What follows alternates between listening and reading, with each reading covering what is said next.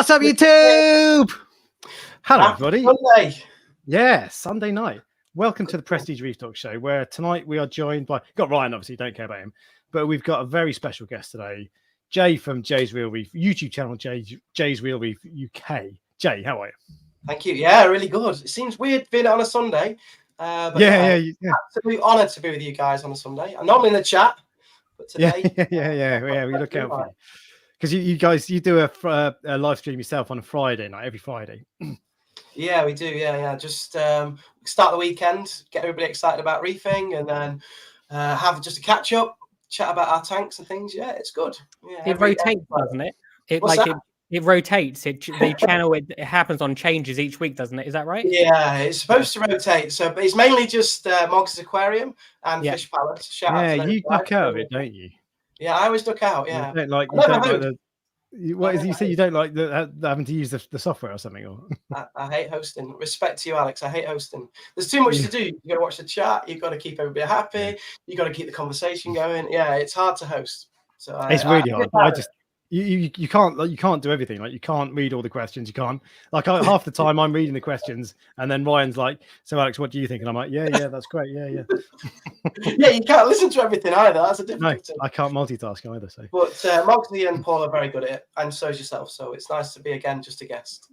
Indeed. Well, so the title is talking nano tanks, but really we're just gonna have a chat. So the normal format, of course, is member questions, Facebook group, news, all that sort of stuff. We're going to get rid of that. I'm going to do the member questions, but apart from that, we're just going to have a chat. Sounds good. And see what's really good. So let's start with week in reefing, and I'm going to go to. That's okay. You don't need to worry about saying hello to me. It's okay. I said hello. I said no. Oh, sorry. You wanted me to set you up for a joke, didn't you? Yeah. I'm starting to wonder if this is an interview process to have me replaced. Absolutely not. You do a grand job, Ryan. You do a grand job. Start a poll. Would you prefer as well, whoever wins or loses. Anyway, I like just sitting back on a Sunday evening, just watching you guys chat. It's really nice. Yeah. Well, I've started the poll, I'm afraid. And if it's Prestige your day, yeah, exactly. And if you win, I've got to give the people what they want. So, agreed. I'm going to vote for Jay. No. Yeah, give yourself the time off. Yeah, give me time off. It is nice to be inside on a Sunday when it's in the UK. It's throwing it down rain at the moment. It's a bit miserable. It's nice to be inside with our reef tanks, cup of tea. But yeah, so I'll introduce Ryan properly. And so, as well as superstar celebrity Jay, is Ryan from the UK's #1 coral selling website, prestigereef.co.uk. Ryan, how are you? I'm fine now that you've made the effort to say hello. So good. So we're going to talk about, like, the usual format is going out the window tonight, but we are going to talk about what we've been up to for the last week. Actually, it's been 2 weeks because I was away last weekend, and we're going to kick off with our special guest, Jay. What have you been up to in your reefing world? Not a great deal at the moment. I'm struggling with a sun coral. So I bought the sun coral from AAC around about 6 months ago. Is that in the middle towards the bottom of the tank? Yeah. So that's its good side. I won't show you the other side. It is fastened down, but they are. And when I was kind of researching it, they are quite temperamental. They're kind of difficulty feeding and things like that. So every time I go to feed it, spot feed it, kind of mice and bits and bobs. Obviously, the clowns come in, the shrimp comes in, and I think Ryan on a previous live stream said that the vending machines, which kind of made me laugh a little bit because they are kind of fish vending machines, and because it's in the cave, I can't get like anything to protect it, like a bottle over the top or whatever. Yeah, a little cage or something. How long have you had it for? It must be 6 to 8 months, something like that. It's pretty good going for like, they don't usually last that long for most people, I can assure you. You've just got one. It's just under your frag rack, isn't it, Ryan? Mine, I've got one. You don't target feed it. It just picks what it picks, and it. Yeah, it's just. How long you get it? But yeah, I've probably had that for about 6 months as well, and it's all right. So it's not. Do they mind? Because like yours gets a bit of light. Does it matter if they're in light or not? No, so they're non-photosynthetic, and obviously when you spot feed, they can kind of, obviously in the water column, they sense the nitrates and phosphates.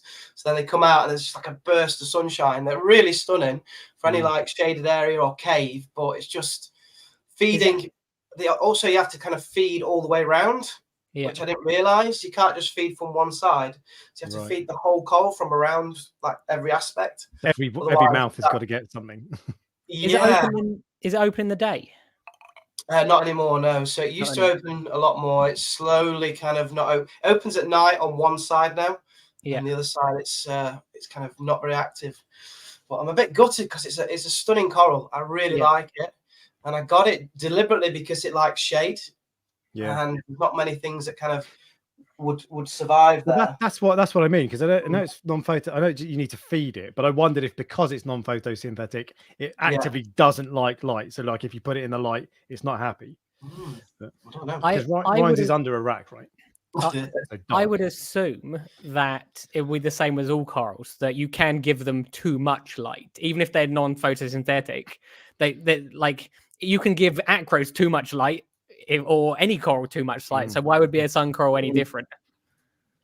Yeah. It's a beautiful coral, but I hate to kill something, but it looks like it's on its way out, and I kind of regret now buying it in the first place. But you don't know, do you, until you've given it a go and see how it is. That's the thing, and you can do all the research you want until you actually get stuck in and try it yourself. There's just no substitute, because even like if you have a chat with someone about it, there's no way of pulling out all the information you need. So I'm all for a little bit of experimentation, because it's not like that's going to, like, if you put 200 quid acros in a new tank, you're asking for trouble, and there's a big risk. But if you put that in your tank, it's not like it's going to crash your tank and kill everything. Worst case scenario, it doesn't make it. So it's just a little coral. I know Paul's got one at AC. In fact, he's got a whole tank of them, but he hasn't got any fish in that. It's kind of just a coral only. Okay. And is it NPS? Non-photo. Yeah. Oh, right, he's got an NPS tank. Sorry, yeah. And it looks incredible, but obviously hasn't got fish in there, because having fish with that coral, it's really tricky. It must look weird. Fish tanks without a fish. I don't know. Coral tanks without fish in it. Like there was, where did I see? I saw someone talking about setting up. I was on Ultimate Reef. Someone was talking about setting up a coral farm. Obviously, not going to mention it because don't want to upset Ryan. It's very, very protective. It's early stages, but he was talking about having no fish in it, because then you're not at risk of disease. To me, I wouldn't be worried about that. But anyway, just it made me think about coral tanks with just corals. And that's effectively what you've got at the moment, although you've got a fish in there now. But it's weird to me having a reef tank without fish in it. I couldn't don't like the idea. No. I didn't see the post on Ultimate Reef, but whoever thought of that, they do that in Florida. When they're putting the corals back in the ocean, they actually grow them without fish in the tanks. However, as soon as they got any pest at all, like an Aiptasia or a flatworm or anything, it would be out of control. So it's a nice idea having a that's interesting, actually. But the whole idea is to stop pests, but actually, no, it's not to stop pests; it's to stop disease. Yeah. But it's stop a problem he wants to try to eradicate, basically. But it would just cause far more problems, I can assure you. Yeah. Okay. Well, you're supposed to have both, aren't you? Because obviously the fish poops the nitrates and the phosphates. That's the food, and then obviously when you've got algae problems and things like that, the fish will kind of pick. Some certain species will pick at the algae and things. So completely, a predator is the answer to almost any problem. Like if you've got something if you've got Aiptasia or algae or whatever in your tank that you don't want it to be there, having a fish in there that will eat it is just it's just the best way. Absolutely. Fish and coral have to be 100% all the way. But you say, how long has that tank been up and running now? It looks pretty well grown out. So the Nano has been up 3 years. It was like a lockdown project originally. So in lockdown, I had a bit of spare time. Just started researching kind of reef tanks, watching a few YouTube channels. Any in particular? Ryan's is pretty good. To be fair, I watched the whole of Ryan's build of the coral farm. Was that around lockdown? That was kind of around lockdown. Yeah, it would have been around lockdown. Yeah, I think. Actually, no, it literally was during lockdown. Yeah. Yeah, and I can remember you, Alex. You had a video up about setting up nano tanks around about that time as well. Okay. An affordable tank. Yeah, Plus a few others. Nathan Willard, I don't know where he's gone, but I kind of watched a lot of his videos. And then that kind of just led me into, I thought, right, okay, now I've done 6 to 9 months of research and reading around. I thought I'd just kind of jump in on a small scale. Like, because I did that, I was researching for about 2 years. Yeah. And then what I found was when I started, I was like, I don't know anything. Did you feel like a complete newbie, or did you feel like that research stood you in really good stead? At first, obviously, I hadn't had a single tank, so I'd never been a kind of aquarium keeper at all. But I thought, if I'm going to have an aquarium, it's got to be a saltwater one, because they just look the best, don't they, with the corals and the fish. Oh, so you didn't go freshwater first? Interesting. Yeah. So it was a trip to the garden centre, Maidenhead Aquatics. They had like a 3-foot tank. Went in with my wife and said, "Oh, look at that! That looks amazing." She was like, "Why don't you get one?" And I was like, just taken aback, and I was like, "Oh, yeah, let's do it." So I went away, researched for 6 to 9 months, and then through YouTube basically, and a bit of reading on the website, I just kind of stepped into it and thought, you know what, let's give it a go. Let's start small, take our time, and then see where we get to. Because that's your first ever tank, and that is, for a first tank, that is effing banging in a relatively short amount of time as well. Yeah. It's especially, I also didn't have a freshwater tank either before I started. To some extent, you did. Did I? For like an hour. You had it was for about 12 hours. I had a Frontosa tank, didn't I? That was half full and with no heater. Oh yes, this was the one in the kitchen. It was in the kitchen with the little white. Yeah, I remember that tiny little Nano. Oh no, that was Mindy's. What was it? A beta tank.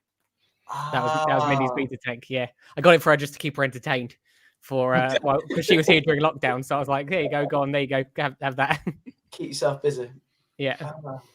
I think sometimes maybe just going straight into salt water is kind of less. It doesn't muddy the water. So you're not learning 2 hobbies. I just learned one from the start because I knew that's the one I wanted to join. And I think if you kind of follow kind of a number of different people and they all start to say the same thing, then it's probably the right thing to do. So you kind of take in a triangulation of views, and if everybody's kind of saying, right, that's a good way to go about it, then it's probably listen to it. So I started in freshwater because I was like, you know what, I need to get a freshwater first so I can understand things and work on it. And I had freshwater tanks. I went through about 3 in the space of 2 years upgrading. But I found then when I went across to saltwater, I was like, none of the knowledge I've learned applies. The nitrogen cycle, that's basically like, because it's just a world apart. So I that felt like the best thing to do to me, but actually I don't think it is. I don't think you really learn much. You learn that stuff dies from time to time and all this sort of thing. But even like treating disease in a freshwater tank, treating disease is a piece of cake, well, relatively, because you can just put the treatment in the tank, so which you can't do in saltwater stuff. But anyway, so no freshwater, straight into that, and first tank straight into saltwater. Yeah. On the back of lockdown, when I had plenty of time to kind of read about it and have a look about it. Is the hammer that you've got there the one you got from me, the orange? It is. It's the same one. That was the very first coral shipment the very first coral import I ever did, and Jay bought one of the orange hammers. Absolutely stunning. It's just here on the left-hand side here. Yeah, is it still? Has it grown much? Because not really. No. It's got 2 heads, and I bought it with 1 head, so it's a very slow grower. But they're like really massive heads on it, aren't they? They're not like small heads. Yeah, I remember those. I wish I'd kept some actually for myself because they were like the brightest coloured orange hammers I've ever had. Easy. Yeah, you don't tend to see them anywhere. I've never seen one anywhere else. Is it that one along the bottom? It is, yes. I've never seen it. Yeah, it is that. Is this on his webpage? Yeah. What happened was, so I bought them from I think I can't remember the name of the company, somewhere in Europe. And just like 2 or 3 came in on the import box, and I went, "Have you got any more of these?" And they went, "Yes." And I went, "I will take all of them." So So I had like, I don't know, 40 You or had 50 loads, of them. didn't you, But originally? yeah, You had quite I a had few. loads. Yeah. How come you didn't keep hold of one? I remember at the time I literally just You were spent just like sell. Yeah. well, the coral farm was like £50,000 to set up. So at the very beginning, I was like, right, let's just get some coral. Give me money. Yeah. Yes. So, but I can remember it was very affordable. Like, I think it was only like 150 or something like that. Which I will say about your website it is very affordable. See, it's interesting because some people think it is affordable and some people think it isn't affordable. Now, as far as I'm concerned, so with the SPS stuff, I actually have tried to match. Like, I don't do it all the time because things change. Yeah. It's probably not affordable compared to like eBay, but then again, you don't know what you're getting off eBay. So, how do you price stuff? Because like if what's you were saying this the other day, what's a coral worth? And it's like if you get one in. Yeah.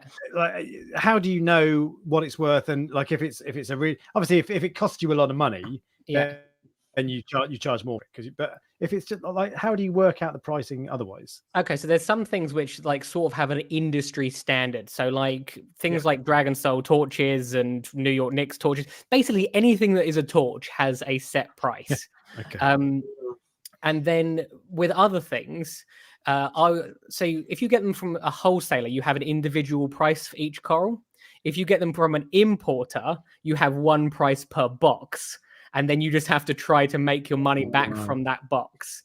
So you really are, with the importer stuff, you really are sort of winging it. You have to. I quite like that though. That must feel like a bit of a risk and a bit, you know, you don't know what commercial mystery box. It basically is that. So that's true. When you import a box, you know what's coming. It just says torch coral. You don't know what color it is. You don't know if it might say green torch coral. It could be a dark green or a green with pink tips, or it's the same as when you get a gold one. It can be any of the named ones are classified as gold torch corals. So it is exciting when you open the boxes, but the excitement does wear off. Like you get used to it. The first box you order, because they're a lot of money. And you don't get a refund if they all die in transit, which has happened. So it makes you nervous the first time. No insurance with that. There's no kind of insurance policy. No, it is. Wow. It's quite unfair how this works. So the shops and the sellers don't get any refund policy from the people that ship them. But if a coral dies and I've shipped it, the customer expects it to refund. So I get screwed one end and the other. That's not a fair game, that isn't, Ryan. That's not fair. It is, but I try to be fair. Like pretty much, I think there might have been like maybe 2 times in literally thousands of boxes where I said, "Look, I'm not replacing that because you didn't. You told me you were going to be in, and then you decide to go out for an hour, and that's where it turned up." So a torch box is a set price. Can't be. Surely you must know. You can't even buy a whole box of torches or banana torches, or it can't just be a set price for a box. You can't even buy a whole box of torches. You have to buy a selection. So in the box of torches, if you want torches, you'll get 5 torches, 3 lobophilias, some Sophastras, all different things. You can't go, look, I want all your gold torches. You can if you go to a wholesaler, but the price is higher at a wholesaler. So it's like swings and roundabouts. So all the shops get that the same way as well, and there's Maidenhead Aquatics course chain in the UK, big chain of like LFS in the UK. They so sometimes I've been told every now and then you go into a Maidenhead, they're not marine specialists, so the stuff they have isn't like high end like if you went to Prestige Reef or Signature but there's every now and then they've got some really nice stuff, and so what I've been told is because they'll get a box and they'll split the prices more evenly. Obviously they know that some stuff's worth more than others, but every now and then they'll get something in that they're not quite sure what it is, so they don't know how to price it, and if you know what you're looking for you can go in and they'll be like 50 quid when it should be 200 or something. So. But you've got that doesn't happen often. It's not like every week they're beer. Sorry. Look at that. Oh wow. I play the guilty. Maybe should give it again. I know. It doesn't work. No. My Maidenhead Aquatics, without being too rude, I mean, it's a lovely shop. It's really clean and tidy. The fish look healthy. It's only ever got kind of your your low end Zoas in there, a bit of Yeah. GSP, which I love. To be fair, I got a GSP. Yeah. Your kind of your polyps. Nothing really exciting, to be honest. It's every now. So I've had one really nice coral from a maidenhead. It was recently. It was a pink, or not that, about a year ago maybe. Pink gunny, really nice pink gunny. Ooh. It's now almost completely, about 80% dead, annoyingly. Oh, okay. Which is a shame, because I thought this was going in a positive light. it was going really well until about 6 months ago.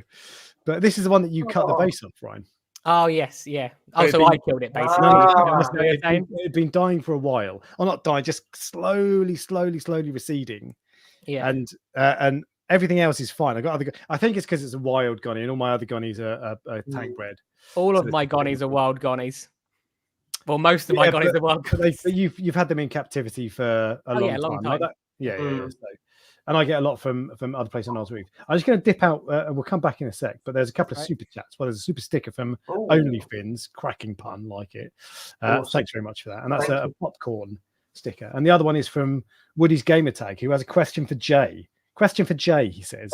How long will you give how long will you give an acro to acclimate before deciding you need to move it to different light or flow? Polyp extension is poor. I don't think that's actually directed at me, that question. No, it says question for Jay. Sorry, mate. Can I pass it over to Ryan first? Oh, don't do that. I wasn't even listening. I don't have any. Well, I have basic SPS corals. I don't have any acros.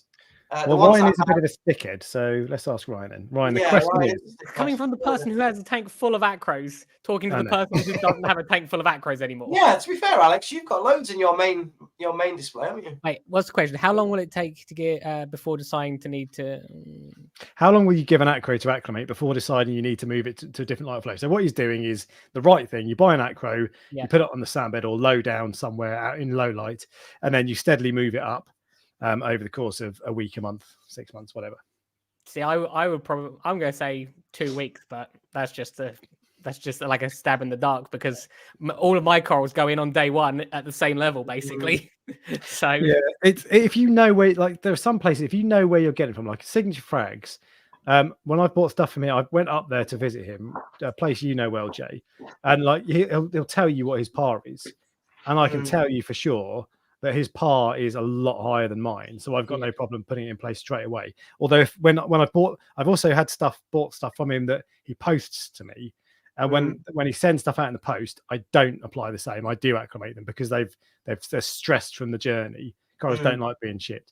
So how long would you move it? As long as you can, really. Polyp extension being poor is probably not because it's not getting enough light or flow, unless it's really not getting much.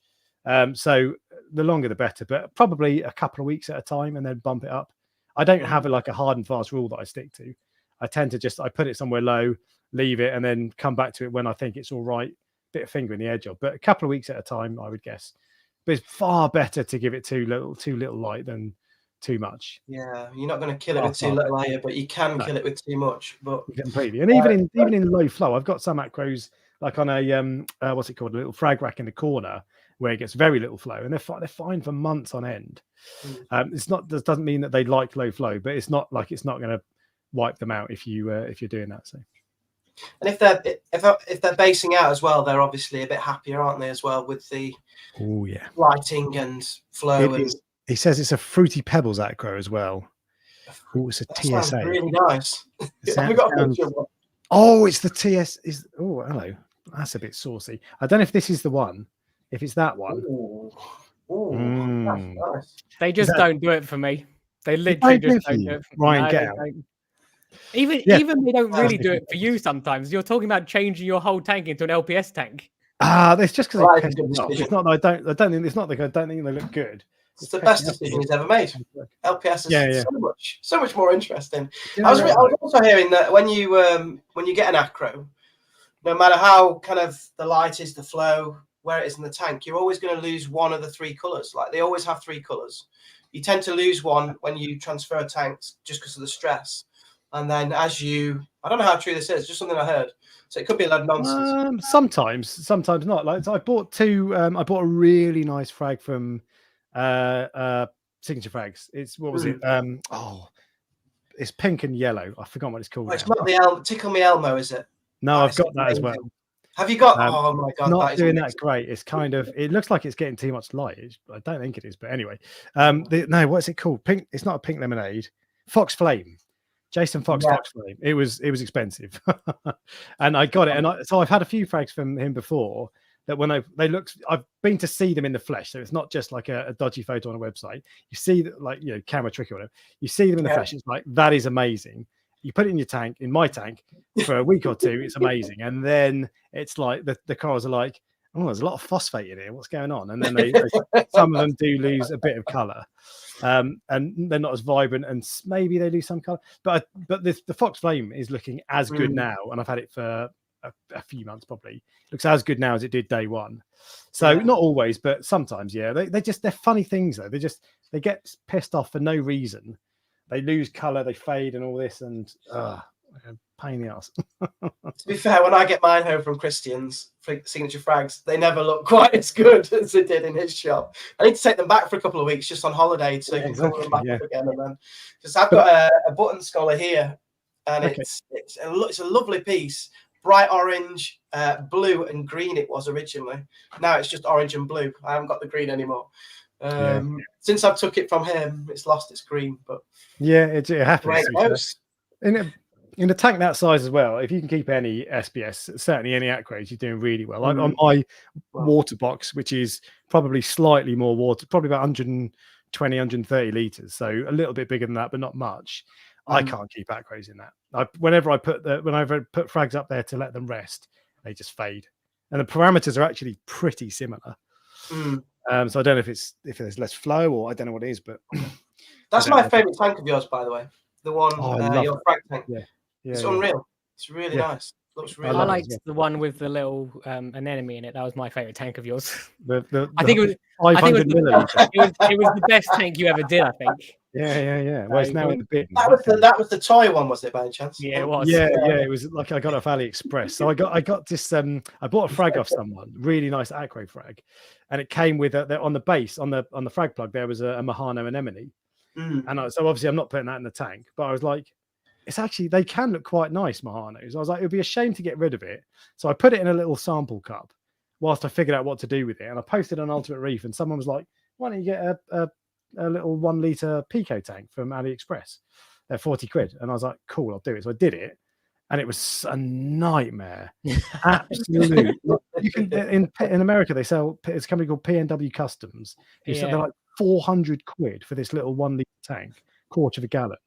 And it's just, and their tank looks nice. I would guess they do a 50% water change every day. I don't know how they manage temperature and all that sort of stuff. Salinity was it was all over the place, because you get a tiny bit of salt creep on the edge of the sump, because it had a sump, and then salinity's gone up by like 2 parts per thousand, and it's like, or down or whatever. It's like, it was so difficult. And that was a Mahano. Like, you can't kill a Mahano anemone. It's almost impossible. And they were just, it was a mess. It was a bad idea. So are you saying there then the smaller, the more difficult it is? 100%. Do you think? Yeah. Absolutely. Yes. I wouldn't want your tank. Let's put it that way. Well, I would. I don't know where you start with your. What is it? 3,000 gallons your farm? No, it's 4,000. I have a 4,000 litre farm, and then the water box is almost 1,000 litres as well. So technically, it's 5,000 litres of water in my house. Oh my goodness. So in terms of difficult, I wouldn't try to keep. Every now and then, I see people with a nano tank with aquos in them.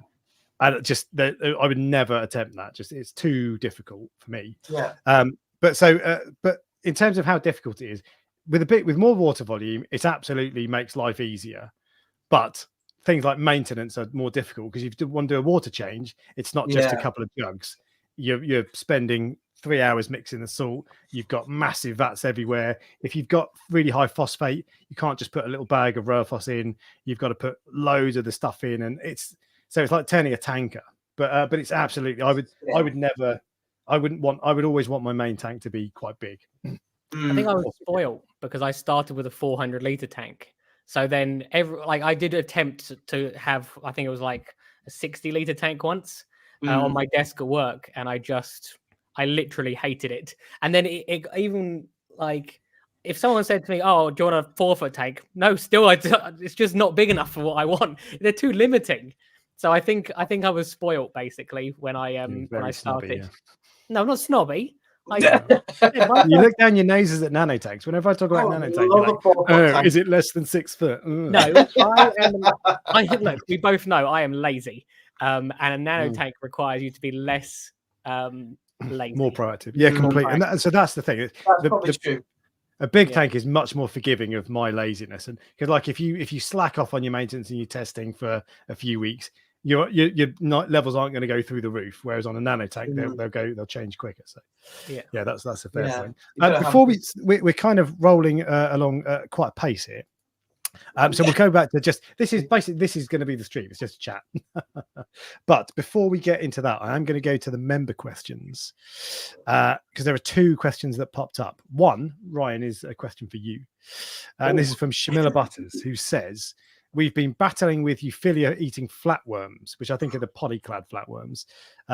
No, they're not. Polyclad ones, I think, are the ones that are on clams. They're the ones that eat clams usually. You do see polyclad flatworms, but Euphilia eating flatworms are definitely not those ones. Different? Okay. So what have you had Euphilia eating flatworms? I've not had them, not in this tank, and not in the farm. I think I might have had them years and years and years ago, but there's always a wrasse that will eat some sort of flatworm. You're right. They're tiny little things. Yeah. Interesting. I reckon so. A lot of people, if you randomly lose a head of your never seen those ones ever. So they just look like bog standard little mini flatworms. What are they called? I can't remember. I thought they were white flatworms. Some flatworms are white, but sometimes you obviously get brown ones as well.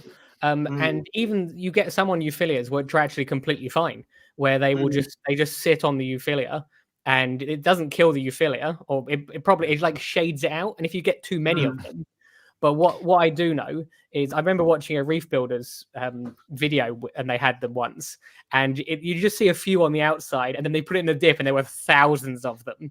So yes, I saw that video. Yeah, there's a lot more on them than you realize. But so that's like dipping is probably the answer. But the trouble is, you dip as much as you want, there's going to be eggs. So yeah. And the reality is, you have to, I don't know, have you got lots of euphilia? Have you got one piece that you can dip regularly? I don't know if they can survive on any other corals temporarily, because some pests are like that, where it's definitely some flatworms are like that, where they can transfer. Monty nudies can only eat Monties. Yes, yeah. So take it out with one answer. You don't want to get rid of the coral, do you? if ever you lose a euphilia and it so the head's completely gone, take it out and look around where the head was and see if there's any eggs, because if there's eggs there, it's probably a flatworm that did it. Okay. So it's hard. So the answer is you're stuffed, basically. No, but the answer, I don't know how big their tank is, but keep dipping. I don't know. I actually don't. Dipping is not the best method to get rid of flatworms. Something that eats them is the best method to get rid of flatworms. But the trouble is, so with wrasses, I've never had flatworms. I had the little ones that cover the coral, and they were grey. They look like that, but grey. They didn't do any harm. But the trouble with flatworms is that fish usually won't eat them off the coral. It's only when you like turkey baste them into the water column, then they'll come over. So if you get a wrasse, they don't go and actually peck them off, is what people say. I don't know. I've never had them. Scooter blennies also eat them. Scooter blennies and mandarins eat them as well. And they do eat them off the coral. But so that actually, funnily enough, because this was what was it? There's a coral that Porites. It was a Porites coral, and they were just on this one coral, and I bought a scooter blenny or something, like one of those type fish, because I was like, this is a perfect excuse, and he didn't touch any of the bastards. But I had in my 1,000-litre tank a long time ago. This is probably 8 years ago now. I had a Montipora eating nudibranch, and I didn't know what it was. I looked it up, and it made me panic. So I went, I'm going to the shop, and I bought 7 different wrasses on one day and put them all in. I never saw them again. I don't know what ate it, but one of them did, and I never saw them again. So, did you keep all the rats in there? or did you have to get? No, I put it was a big tank. So yeah, the wrasse that are best for it are Melanaris, the yellow chorus, Alex. Oh God, yellow chorus or silver belly. 6 line. 6 lines are not bad, but they're aggressive. The peacock wrasse do it, and one of my favorites are possum wrasse. They also eat pests. So supposedly silver belly wrasse are excellent. The answer really is to get a various different types of wrasse, but silver bellies are like that's whenever you see on Ultimate Reef people asking about best wrasses for pests, silver belly comes up quite often. But a group of them, the more you can get the better, because what you might get a wrasse is like, I'm not eating that, and then the next one will love it, and but it's no different to tangs. Some tangs will eat some algae and some tangs won't eat that algae. So some angels will eat some corals and other angels won't. Yeah, true. Yeah, my angel has now been moved over, has started nipping the SPS corals in the water box tank already on day one. Does that bother you? Because they're just pecking polyps? No, it's my aim for that tank is to have angels in there. So the angel tank, is it? Yeah, if I will have coral in there, there'll definitely be some corals which they won't. I just won't be able to have the corals I want, which I've started to realize is maybe a price that's not worth paying. Because this is like an experimental tank, wasn't it? You're gonna kind of put all your angels in, and then serve them up different corals. I hear. I'm still doing it. For the greater public to see all of them. It's interesting because there's an Alveopora in with the Majestic at the moment. This is this is news. No one knows about there's a Majestic in the tank at the moment. An Alveo, and it doesn't touch it, but it does nip the Millipora. So there'll be some corals which I will be able to keep and some corals which I won't be able to keep. But I'm not overly worried. I can just put them in, see if they do well, and if they don't, too bad. It's having a coral farm, isn't it? You can sacrifice a couple of corals. What about some acans? I think they're quite partial to acans, aren't they? I literally will not even try acans because they definitely will get eaten. Anything fleshy like that, you're asking for trouble. Like I really want to put trackies in there. I was about to say trackies. Oh, you can't do that. Oh. Yeah, I really. But the other great part of having a coral farm is that if you put something in, it starts getting pets, you can take it out and put it back in your farm. Yeah, one of the people that watches this stream, I don't know if he's here at the moment, but he bought a coral the other day and he put it in, and then he went, "Oh, by the way, the cod band's eating it." I'm like, I'm not sure what. Do you want to buy another one? Well, if it eats that one, I've got another one for you. Yeah, the cod band is eating is a good thing. You should just sit back and enjoy the moment, because they're such a finicky fish to feed as well. My copper band ate my acans. I didn't ever see him doing it, but I had like a colony of green. They were horrible. They were boring as hell. Big, like tennis ball sized colony of green acans. And after I put them in, they just slowly disappeared. And it was definitely him. They are not even remotely reef safe copper bands. Like people talk about them. Apart from acans, he didn't ever touch anything. I have had them eat trackies. I've had them eat lobos. I've had them eat sophastria, war corals, like all different ones. And I have to move them to different. Actually, move the corals. I can't move the copper bands because as soon as I take a copper band out of one of the tanks and put it into the other tank, all the tanks will attack it. So I have to move the corals to different tanks rather than the tanks. But yeah, and sometimes they'll be in with them for ages, and then they will decide to eat it. It's so frustrating because some of the nicest fish eat the corals, like the butterflies, the angels. Is it the fact that because they eat corals, they are the best fish to have? I don't know. Like a challenge, or is it because they just look stunning, like the flame angels, the emperor angels, the copper band butterfly? I think they're like the best fish. But if I start eating corals, will I be really good looking then? There is literally no hope for you, Alex. I'm going to try. I've got a lot of Tropic Thunder, Monty, so I'm just like crunch it. Anyway, second question, second and final question, is from James, and he says, I moved house in the last month. I think he was talking about moving his tank before. Moved my water box 90.3, so 3-footer, but now most of my coral is really struggling with what looks like STN. Slow tissue necrosis. Do I need to ride it out? Any tips? I've learnt my lesson and I'm never moving a tank again. It's the hardest thing I've ever done. It's a pain in the arse. But the trouble with a question like that, we got no chance of helping, because it's like if you phone up a vet and say, yeah, my dog's not very well, can you help? They're like, well, bring it in, and I'll squeeze it, and I'll do tests and that sort of stuff. So there's the best way to is post all your levels and photos and talk about what's changed, because moving a tank, the one of the things is like, because you probably left the sand behind, and that's if you remove all the sand from a tank, which is effectively what you've done, that's going to cause you problems. That's an assumption, though. He might not have moved the sand. He might have kept the sand, and that might be the problem. Yeah, well, this is true. Yeah, there you go. But you've just got no idea. So I'm afraid I can't really answer your question. Any tips? Just ride it out. I would just say ride it out. I mean, most things is hobby. If you kind of meticulous with your maintenance, but also if there's a problem, don't kind of react too quickly to it. See how it kind of pans out, and usually gets better. As long as you're not blindly riding out, and so you're testing and all that sort of stuff. Don't just assume like, oh, I know my salinity's fine because I tested it 2 months ago and it was fine. Testing everything. But yeah, I mean, it's hard. Someone's replied to that, actually. It wasn't me, was it? Oh no, update. I've literally just done my weekly tests, and nitrate is 23 parts per million. So it's probably that's causing my issues. I wouldn't have thought so. 20. I don't know. I think that's quite reasonable. I quite like nitrates around there. 10 to 15 is really nice. No, that shouldn't start. Although it says, I don't mean all my coral. It doesn't say what kind of coral either.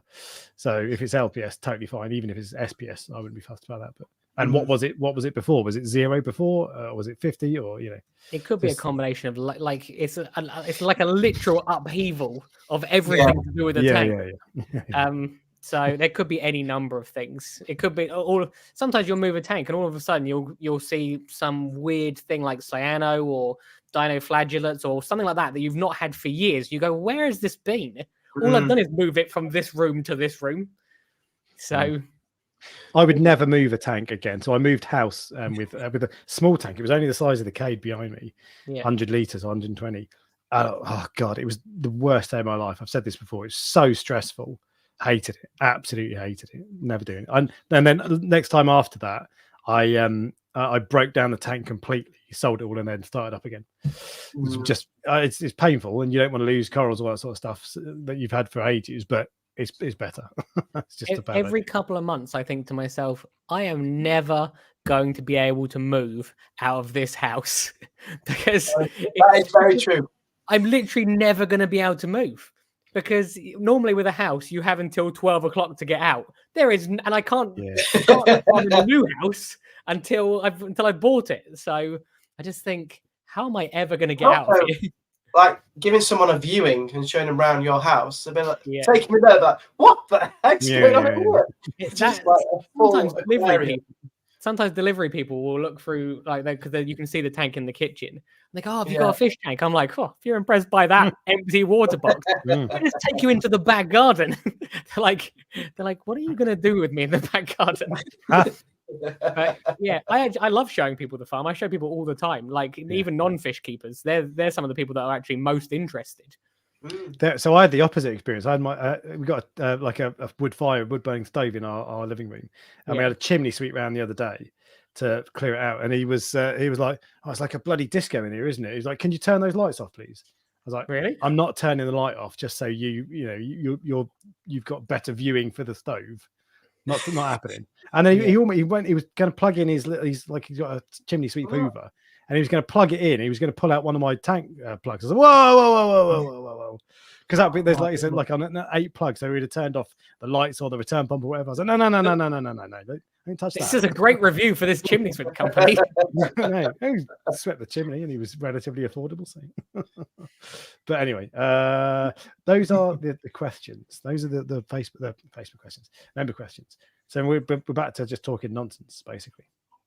I'm disappointed you've not got your Yorkshire tea mug, Jay. It's downstairs. Yeah, I washed it up earlier today, so it's on the drying rack. But I haven't. I've just got the standard one today. So sorry. Still not sponsored the channel live. I'm gutted. I know you've asked enough times. That's how it works. Yeah. I drink so much Yorkshire tea whilst looking at the reef tank. It's just unbelievable. But it still won't sponsor the channel. Yeah. Michael, Aaron's Aquarium used to try to get like jokingly Diet Coke to sponsor. Really? Yeah, he used to do lunchtime live streams, and he'd be like, "Hey, Diet Coke, give me a shout."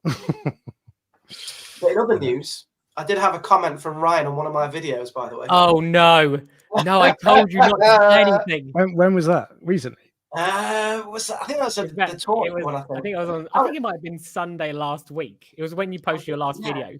It was, yeah. I was really surprised because I know you don't watch YouTube, and I've never seen your comment before. But yeah, I didn't comment on the video. I sent you a private message on Instagram, and I said, "Don't tell Alex I watched your video."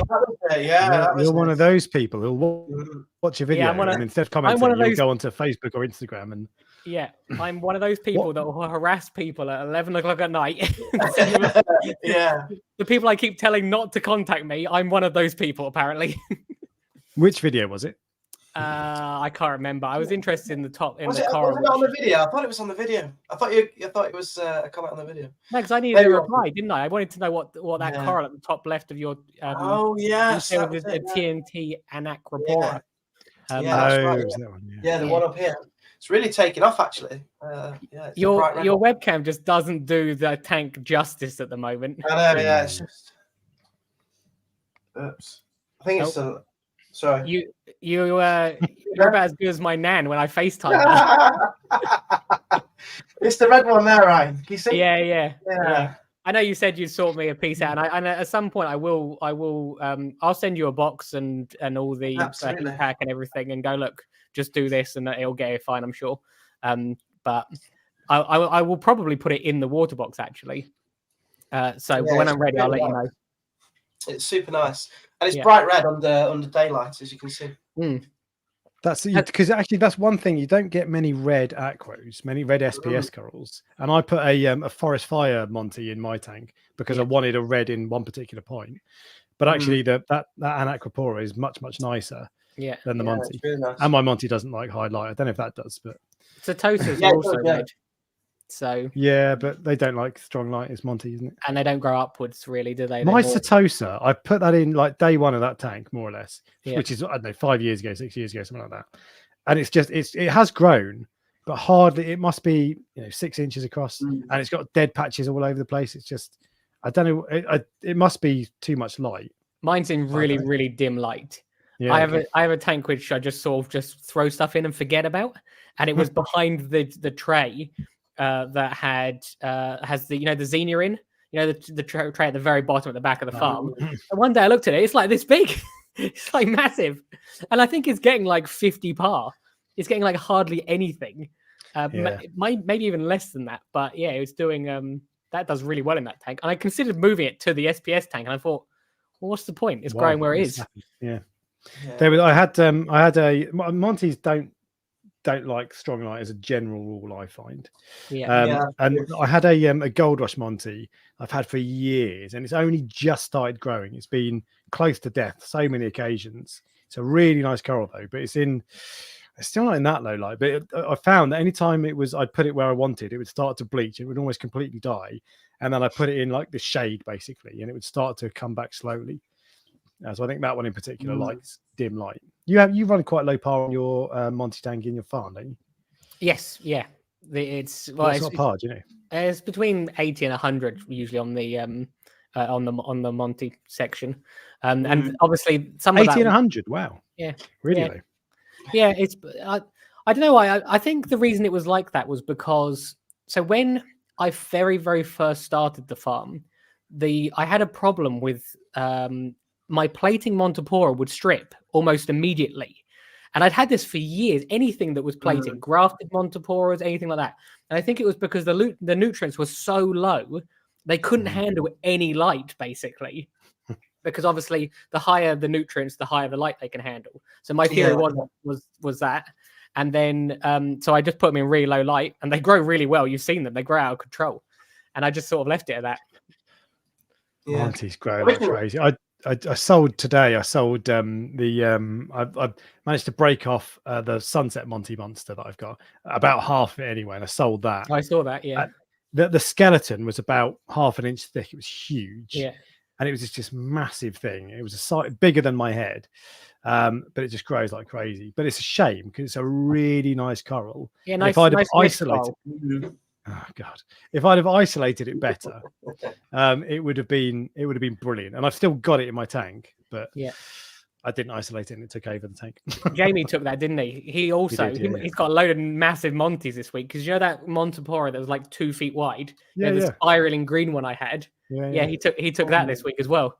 Okay. So in his tank, it looks like it's about this big. Well, his tank is what? This guy's tank is 10, 12 feet long. Yeah. It's big. It's not small. He put a picture out on Instagram, and I was like, "Where is that Monty? That 2 foot Monty that I gave you?" So, but Where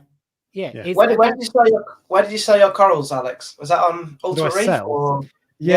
I've thought about setting up a website for ages. It's just whenever I start doing it for your new venture, your new side hustle. Etsy, reefdork.etsy.com. Well, thank you. That's it. Yeah, that's where are the demo models? I do, but so I sell like 3D printed stuff on Etsy, reefdork.etsy.com. Go check it out. But I thought about setting up a website to sell all sorts of stuff. And to do all sorts of things with and sell my own corals, but it's too much of a pain in the backside. And actually, Ultimate Reef I find is really good because you've got quite a broad audience there anyway. Lots of people go on, and that's where I find not only that's where I sell my corals, but I buy most of my corals from Ultimate Reef, and I get most of my nice stuff, a bit more unique, is from Ultimate Reef. It's from there. Yeah. Because you'll get people who've had collections. Oh, it's so good. Especially, I don't know if it's like because there's more people in the south or whatever. Because you find people in the south quite regularly, but they must. I've never noticed up north, but it must be the same. Plus, Alex knows if he starts a website, I'm going to come over and set fire to his house. Exactly. Yeah. just put that there. Conflict of interest, definitely. I'll call it prestigereef.net as well, and get all your traffic. Yeah. There was a shop anyway, so you're right. Yeah, there was a shop who set up. I won't say who it was. But who bought out a load of usernames, domain names for like, it wasn't reefdork.com and prestigereef.com, but it was loads of things like that, like aaronsaquarium.com, and just bought them to be like, I'm keeping it for. I don't know why, but that pissed me off if someone did that. There was someone I'm sure that set up something as well. It was like Prestige Worldwide Corals or something. I think it's an American company that they had like combined a few different things. I'm gonna see if I can Prestige. You can't. So there's a website called Prestige Flowers. I don't think you can call dibs on that. On the word. No, it was specifically a coral website. Yeah, but But it was called Prestige Worldwide Corals. yeah, maybe. Maybe. I noticed as well. You've changed your tack on like the photography on your shop at the moment. So you've got this like black background now. Is that like a little kind of? Have you been to Reef Dork's shop and bought one of those photographing frag racks? I do have a specific frag rack for photographing. It always looks so weird on your computer. It doesn't look like that on mine. There's no white bars on mine or other people's. For some reason, there's white bars on mine, I think. Is there? I think so, yeah. I wonder what that is. If I go onto the second page, you'll see it before. So the top row is the new photos with a proper camera. Bottom row is with an iPhone. An old iPhone of that. Yeah, there is obviously a big difference. Basically, Alex bullied me into buying a camera like 6 months ago, and I have just ignored it for 6 months because I'm not smart enough to use it. And then the other day I worked out you can press the button on it and it takes pictures. So, good. This is controversial, but I quite like the background though. I like the background a lot. I think it's like art. Like the background rather than the black. I see. I know, I know it's controversial. So I said that the other day. Because you can't tell how big these corals are. Yeah. Okay. You can't see the size. Yeah. That's all right. I've just wasted a week of my life. So I think they do look much better. And the quality of the photos. Not only the quality, but that matches what you're getting. And it's not like I've always said before, you don't do it the way around where you take a photo and you massively polish it so it looks much better. Your corals look better in the flesh than they do on your website. That is no longer the case. Now they look the same on your website as they do in real life. People were pleasantly surprised before when they got the coral, as opposed to now they're going to be like, oh, I just got what I paid for. But I do prefer the black backgrounds on them. I do. I think it looks more professional having the black backgrounds. But that's personal. It looks like it does. You can see clearly the coral, can't you? And the colours. It's just it's harder to see the scale, I suppose. That's the only thing. But I was just thinking that because it is harder to see because they all look the same size. You posted a photo of a trackie next to a Monty frag, and they look the same, so you can't tell. But you don't do WYSIWYG, so it's not like you're getting a photo that this is the exact coral you're getting. You just post a photo on your website. This is what the Monty looks like. This is an example of the frag you'll get. It might be a bit bigger, it might be a bit smaller, all that sort of stuff. So you're not trying to say this is exactly what you're getting. But there must be people who are like, oh, is that a centimeter or 5 centimeters? And then it arrives and it's a centimeter smaller, which doesn't matter. But I think the problem only applies with large LPS corals because people know roughly the size of a head of a torch. They know roughly the size of a frag plug, but there's that red and black lobophilia on there, for example, or the trackies. They could be this big or they could be this big, and you can't tell. That trackie next to the frags either side of it are the size of a frag plug, so they're about an inch across. Yeah, but the trackie is 3-4 inches. Yeah, it's much bigger. So it's hard, I know, but you can't have everything. Like, if you see what I mean. Detail. Is it an SLR camera? Is it like an SLR? This one? Alex, I have to tell you, I just bought the one he told me to. Fuji X-T4. It's a mirrorless camera. Yeah, it's a DSLR effectively. But it's good. It looks so much better. I love the photos now. I think they're really good. Yeah, it's interesting. I think it's Tidal Gardens also have black backgrounds. That wasn't why I did it. I'm going to say that, but I didn't want to say because in case you thought I was. I didn't know. They have all black, don't they? It's kind of their theme, isn't it? Yeah, someone mentioned it, and I was like, oh, I didn't even notice. Because why would I look on Tidal Gardens' website? Because I can't buy from them. Yeah, that's true.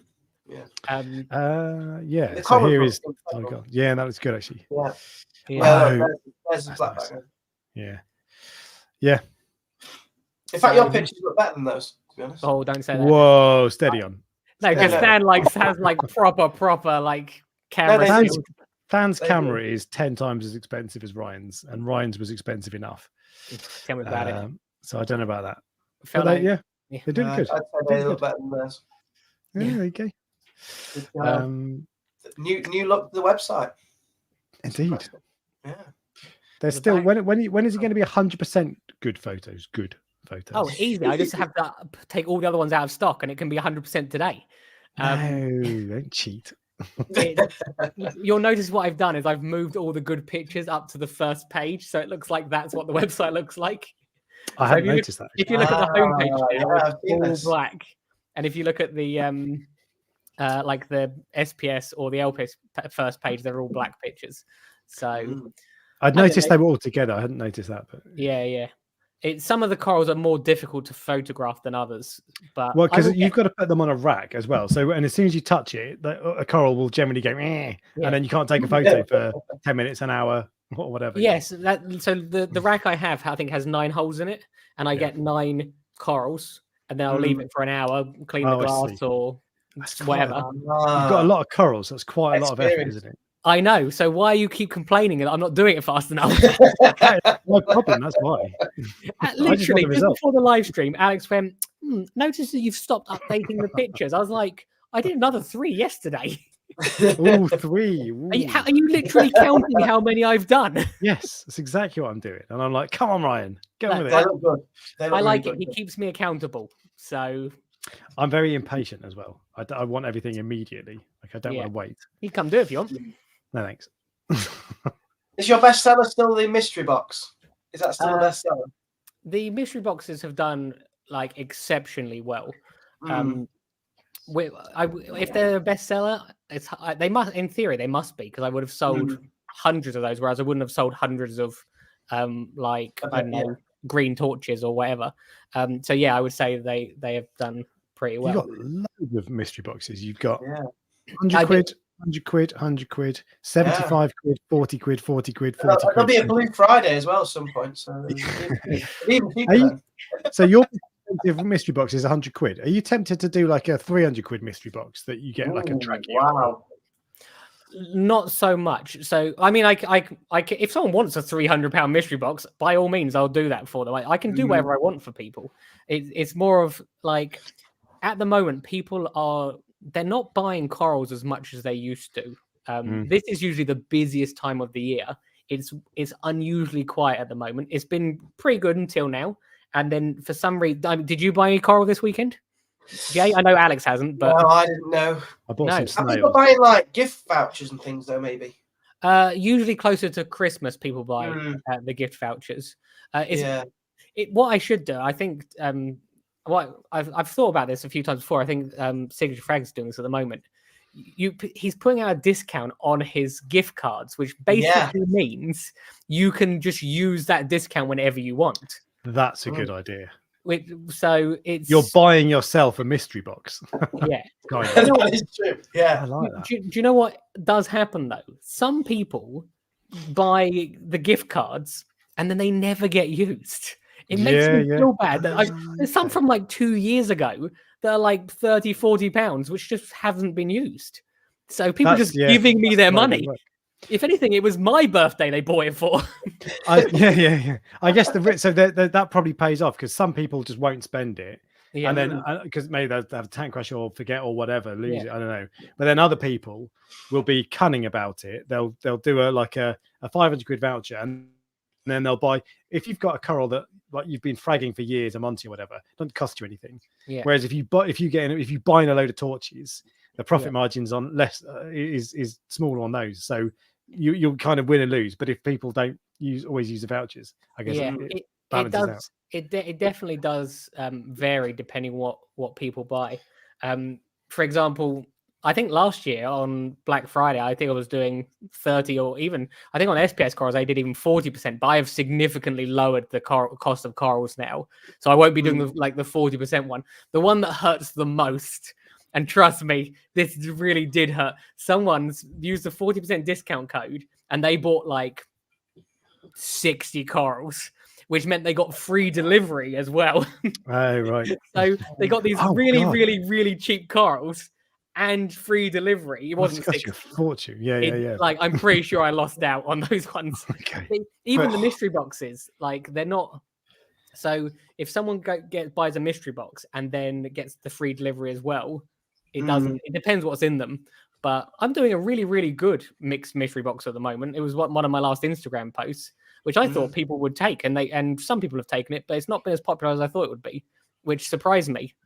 So, because it's got like it's not like with a digi, it's got like beach bum montipora, it's got gonioporas in it and things like that. So, but is that this one? Yeah, I think that's nice. How much is that? 100 quid. Yeah, Red Gonny. No, that's 4. There's another 2 corals in that as well. You have to go over one. What's the one in the box? That's all right. Yeah. So, and that's these corals. So that's not really a mystery box. Yeah, literally those corals. Look, you'll get they will look identical to that basically. 100 quid, yeah, okay. But this is what I'm saying. For some reason, it's not like it hasn't been as popular as, and maybe it's the cost of living, maybe it's because Christmas is coming. Don't know. Yeah, I'm feeling a pinch beforehand. I just say our mortgage has just gone up massively because we had to renew, and electricity is coming down, but it's still high, isn't it? Yeah. So I don't know. It just seems like a weird time at the moment. Like it might literally just be me, but some of the shops might be booming for all I know. But it doesn't usually work like that. It's probably averaging. There will be some shops. Some shops will do really well, but that probably is an indication of a trend. Yeah, I genuinely wonder sometimes. Obviously, I have a big following, so I wonder how some of these people that don't have a big following are able to survive through this. Yeah. Especially if they've got higher overheads as well. So, well, the obvious answer is some of them don't survive through this. Yeah, sometimes people whenever like electricity prices go up or whatever, there's doom and gloom either on Facebook or forums or whatever, and shops are going to end, the hobby's going down the town, but you don't actually often see shops going out of business. It does happen, but it's not that often, and the good ones, the established ones in particular, who know how to work things, they're generally all right. And they might have a bad summer or whatever, but you don't often. It's not like I don't ever notice. I don't ever think, we're losing another shop and this shop's going, and it's all collapsing. I It would don't be feel like interesting. It would be sorry for it would be interesting to know if, say, 10 years ago there was 100 shops in the UK or 50 shops or whatever number it is, and if now 10 years later there's a third gone, or if they're exactly the same amount. Actual stats, Yeah, it would be interesting. See, the other thing I should have mentioned this a minute ago. There's a 20% discount code on the website at the moment as well, which is just discount 20. There is no. I'm allowed to mention it. I don't usually advertise. Bring the website up. Let's have a look. It tells you at the top of the thing and usually if you put that out, it's like you get sale after sale after sale. It's just not the same at the moment. It just feels different. I think going back to Alex, I think it's just mortgages and things like that. People are just kind of keeping what they've got ticking over until things get a bit easier, I think. Have you thought about doing 100% discount? 100% discount. Because you got some trackies. I'd buy as many as you want. Yeah, I'm sure you would. Yeah. So, but there's times will be coming, I think, with Christmas. I think sales will pick up. Yeah, probably. The only problem with Christmas time is once you get into sort of like the 5th of December, it gets too dangerous to ship. Although Royal Mail will insure the boxes now. So if I send a coral, and it dies, Royal Mail give me the money, and I keep a track of how much money they gave me. And there was one box, and the corals didn't survive, and it was like £800. So Royal Mail are one of my biggest buyers this year. They probably are your biggest customer, aren't they? So they don't get it wrong that often, and the corals are shipped with a 48-hour delay usually. So even if they don't arrive on the first day, which is very rare, they are still alive the second day. Have you ever tried posting corals, Jay? No. So I have some torches here that I've fragged, and the number of people have asked me to send them to them on Instagram and on YouTube, and I just can't do it. You sold one on eBay. Some guy came around, didn't he? Yeah, exactly right. So I put a Hellfire torch on eBay. This coral, I bought a single head of this in 2021 for £300. Okay, and then I put it on eBay as a 99p auction just to see how it went, and it went for £54. And it's a beautiful torch coral. I couldn't believe it, to be honest. But it went to this kind of Derby family he had a daughter who's 11, just started the hobby, and they were just basically got a tank for free off eBay. They picked off a few bits of equipment. Obviously got my torch for 50 quid. They were kind of capitalizing on the market at the moment, where it's kind of, if you've got nice corals, which you have, it's worth Ultimate Reef. The trouble, I think, with Ultimate Reef, I think you need to have 50 posts before you can start selling, and you can't just go on and post something 50 times. It's got to be organic, but it's worth it. If you've got some nice, is it like the Holy Grail torches? Yeah, I've got Holy Grail. Sell them all day on Ultimate Reef. eBay's a weird one because for whatever reason, the corals on eBay they go incredibly cheaply, incredibly cheaply. I think. Now, don't get me wrong. I was the sort of person that was buying those torches for 50 quid, back in a long time ago. But yeah, I don't, because I have dabbled with eBay. People want me to ship, and I understand why they want me to ship, but they want me to ship the corals that they get really cheap, and it's not worth it. I use eBay as to advertise to the local community, because if I put it as collection only, I don't care if it sells for £1. That person's not going to come here and spend £1. That person might come here and spend 30 quid that day, and then over the next 6 months, they might spend another £400. So that's why it's important. That's why I try and get local people. But people get annoyed because they're like, I know this is you. You ship on your website. Why won't you ship off eBay? That's why. Well, actually, so on the subject, eBay again, it was a bit of an experiment, really. It was a bit of an experiment, but you don't get the prices that you'd hope. But then that's the thing with Ultimate Reef as well. You get the price you hope to a point because you can set the price. And I tend to find you do okay, but I try to price stuff reasonably. So if you're putting stuff on there that's like shop prices, forget it. No one's buying. Yeah. So you do have to price. You with eBay, I guess there's the risk that you'll lose out, but there's a chance that it might go really well. You're probably less likely to get on forums. I think people are a bit more keen on because it's kind of, it almost feels like helping people out on forums. Yeah, kind yeah. of. Yeah.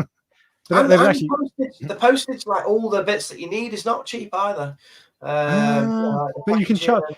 So I do post some corals sometimes, and I bought the packaging. I charge 15 quid for postage and packaging, and I actually lose money on that. It costs me about 16, 17 quid, something like that. Heat So packs and all that sort of stuff. It's not yeah, cheap. exactly, and the pots and all that. So, but still, for 15 quid, like if I sell 50 quid's worth of corals and I lose 2 quid, that's still good. But I hate posting SPS in particular.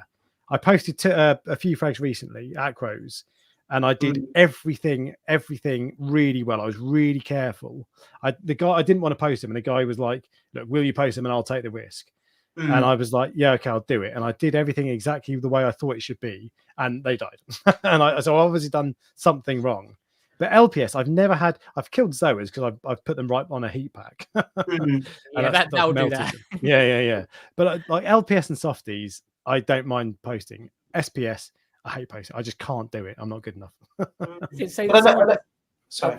I know. So you can get. I was going to say, with the Royal Mail, maybe I would, if the person who is buying them is happy to take the risk. If I knew that the Royal Mail would insure it, is that for the standard hobbyist? Well, they insure it if it goes missing, not if it arrives dead. Yes. Oh. So if it arrives dead, they don't insure it. They are a pain in the ass as well. It's like it's not as I've got it the process down to a T now, so I can just get through it quite quickly.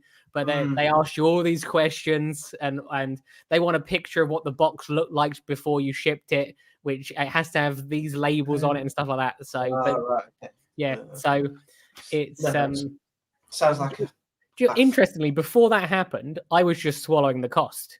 I was literally just going, "Yep, no problem," because I don't want any. If you lose if you have an unhappy customer, they don't come back. They'll just go somewhere else. And you want to get the reputation of he'll take care of you if things go wrong. To a degree. If it's someone's fault completely, then maybe it's different. I don't know, but you want that reputation of someone you'll get looked after and good customer service. Yeah, I think my biggest customer, or what maybe my second biggest customer, and if he's listening, he'll know I'm talking about him. I was on a flight to America, and he sent me a message going the corals hadn't arrived. This was the first time this had happened for me where they hadn't turned up, and I just went, "Don't worry, I'll deal with it." He spent like £1,000 since then. Now, if I had gone, "Sorry, mate, it says on the terms and conditions if they don't turn up, your problem," I wouldn't have got that extra money. So people like to be looked after. Yeah. If you look after them, they look after you in the end, don't they? It's good to have loyal customers. To be fair, every time I've bought from you, it's been, the service has been brilliant. And I've always got bigger corals than I thought I was actually going to originally get as well. Well, now it's now with the black background, it's a complete mystery what it says. I was very pleasantly surprised when I bought one. Good. Yeah, they're really good. There's a question in the chat for you, Jay. Oh. John Wright wants to know how you're so successful with keeping torches. Your torches are a pain in the ass, right? True. And they can just fade and die for no reason. I have some success. Actually, they do well in the K tank, bizarrely. I have some success, but I also I've probably 50-50 track record. Your torches thrive. What are you doing? What's the secret? It's hard to know. I think there's a lot of luck in this hobby as well, and I've had like a bucket full of luck with my tank. I can say that. I think my tank is quite nutrient rich. Like it's never got low phosphates and nitrates, so they do prefer the dirtier kind of water. I have got 3 power heads even in a tiny tank. So you've got this kind of turbulent flow. They're always getting kind of in fact, you can see that it's not like, because despite 3 power heads, it's not really intense, but they're constantly there's no still spots in that tank from the looks of it. It probably is somewhere, but that's a good level of movement. There's constant movement, kind of bringing the food to the torches, but also kind of getting any detritus off them. They do get quite a lot of light, to be fair, because I've got I noticed on your latest video of the Cade video, you've got kind of your primary light and then you've got your supplementary AI blades. Loving that, absolutely loving that little set. It's overkill for a tank like that. Although actually, to be fair, you've gone similar. You've got strip lights. Yeah. But I do like if you want the growth and the pop, I just want the pop because the Kessel. I love Kessel. I would say that basically every 5 minutes, but they don't look that great under blues, and the AI blades look really good under blues. So do the Reef Prize. Yeah, they do. Yeah, and I think because they're getting light from every angle, I think that's kind of helping as well. I was told if you give them enough flow that they don't retract, that they would split more often as well. So I'm trying that, a bit of a money maker. Enough flow without them kind of getting stressed, as it were, will encourage them to split more often. Where do you buy quite a lot? Actually, pardon? Where do you buy your corals from? So mainly from Signature Frags up in Ripley, North Derbyshire, which is because you're Derby. You're somewhere in Derby, right? Yeah. So I'm Derby, pretty much. And then Derby's where? So I used to live in Spondon, so I know the area. Whereabouts are you? So I'm over towards Uttoxeter. So between Uttoxeter and Derby, a little village. I won't say it on the live stream just in case anybody wants to come around. Put a brick through your window or something. They've only got to buy a coral. Yeah, that's it. To be fair, I've had a few people come around and buy corals, which is really nice. It's good to meet them. What else? I kind of dose iodine. I dose manganese. My magnesium levels are really high, like 14 to 1500, which is what someone told me. In fact, it was March on Fradbox. I love his channel. Yeah, he's kind of like said about magnesium being higher. So I can't say it's like one single thing. I think it's like a combination. And also my tank is mature as well now, so it's settled. So not much. Well, yeah, not much is dying or anything at the moment. Touch wood. I don't want to say that actually. I think it seems pretty stable. Just the same as when sometimes you can have a tank which should be perfect. Everything appears to be testing perfectly, but you have cyano or some problem.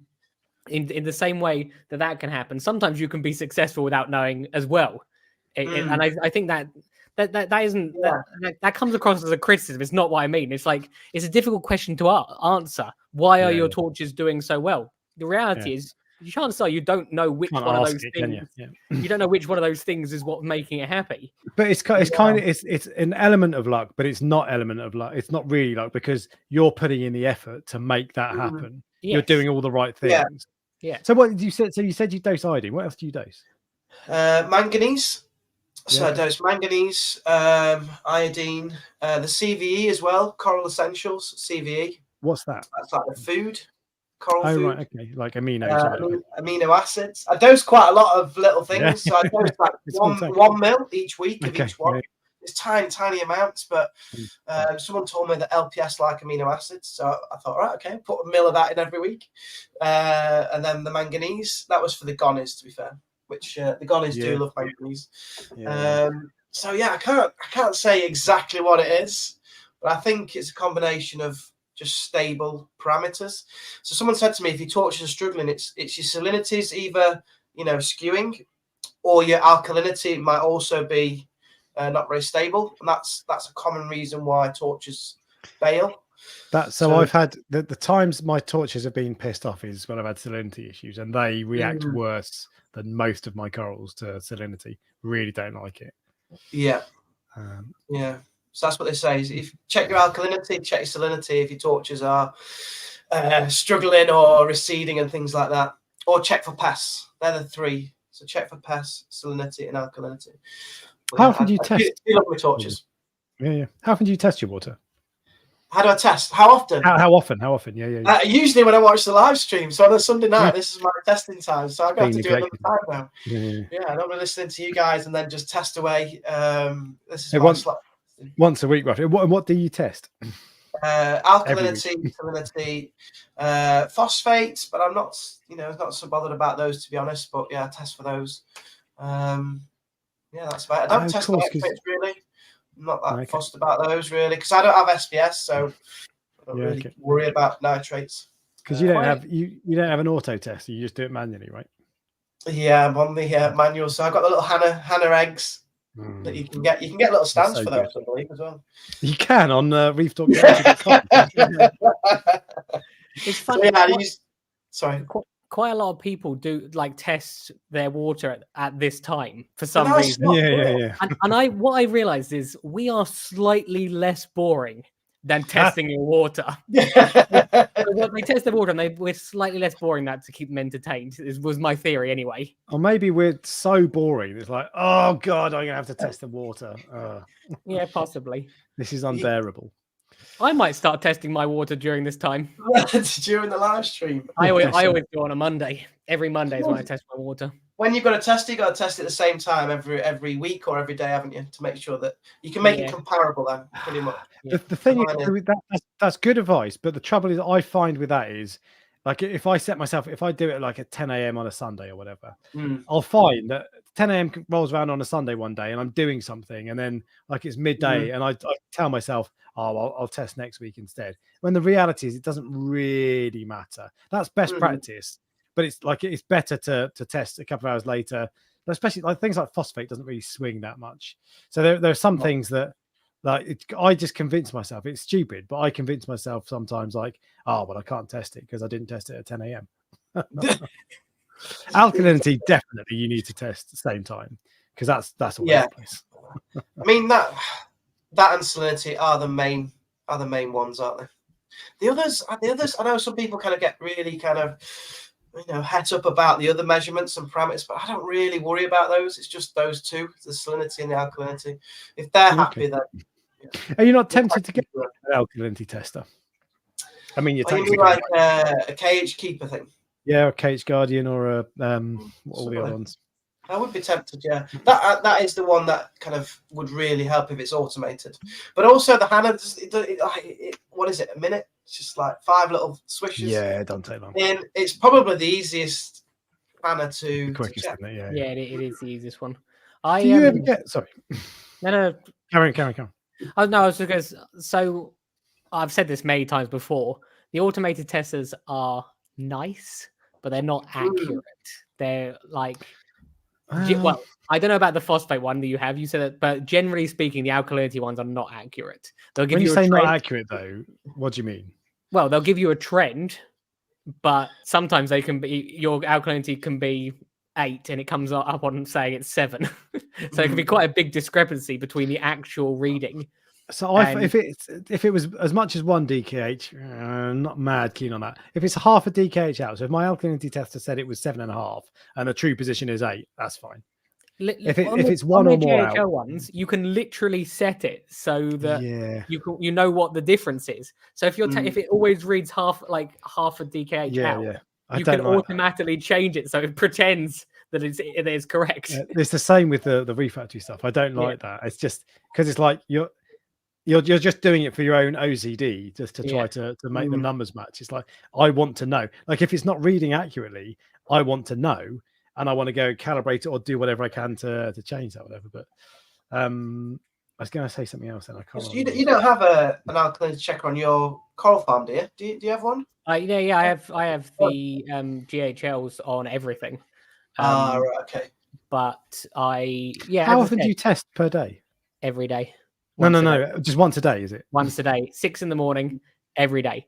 And it's much better now that it notifies you, because obviously before it didn't send you a message, did it? And it was like the most frustrating thing. What's the point of having an alkalinity test if it doesn't tell you when there's a bloody problem? I actually don't. I don't even get. I don't get notifications telling me what the reading is. It only tells me if it gets below a certain level. Other than that, perfect. You can click open the app and it will tell you.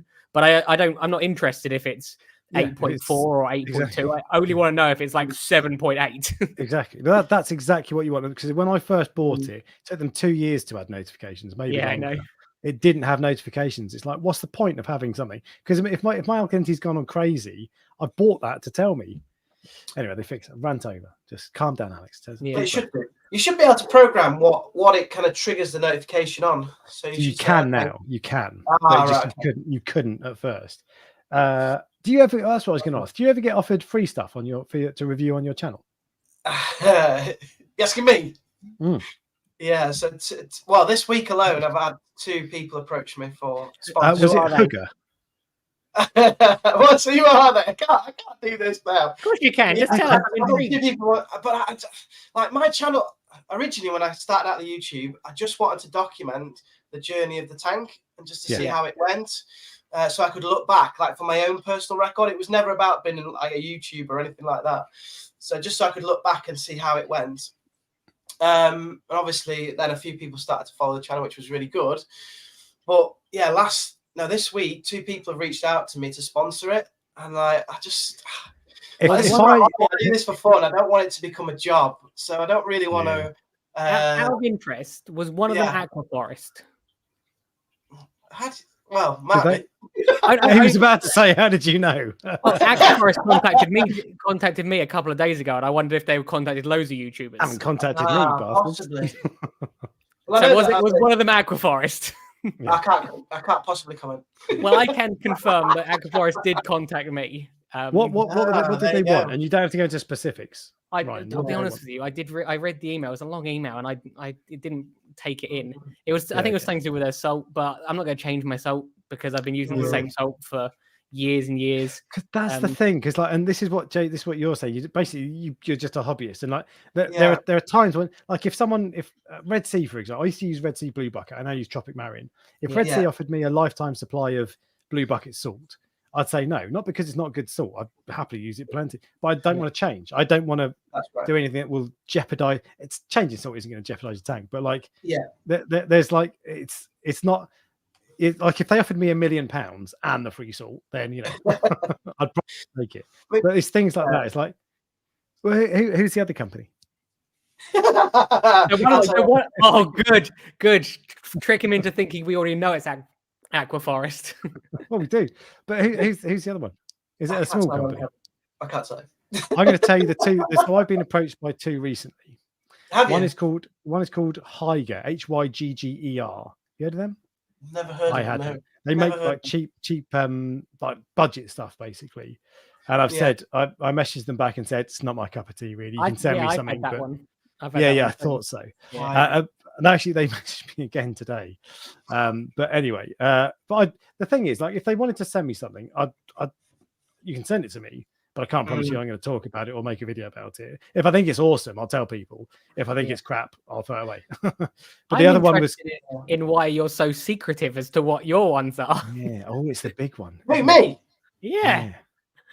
I just don't like. I like to just be private. It feels weird, doesn't it? A little hobbyist, just doing my own little thing. And like what you said there, Alex, if someone sent me, for example, like Tropic Marine, because I use Tropic Marine Pro Reef Salt, if they said, right, we'll give you X amount of boxes for the rest of the tank's life, then that's fine, because that's something I always use. It's something that I like, and then it's authentic, isn't it? Like you're saying something that's authentic about that product. Yeah. Whereas being sent something, I don't know. The trouble with it is though, like yeah, exactly. The trouble, like, so if I use Tropic Marine Pro Reef Salt. So if Tropic Marine said to me, we'll send you as much salt as you want. Yeah. They get a lot more out of that than I do.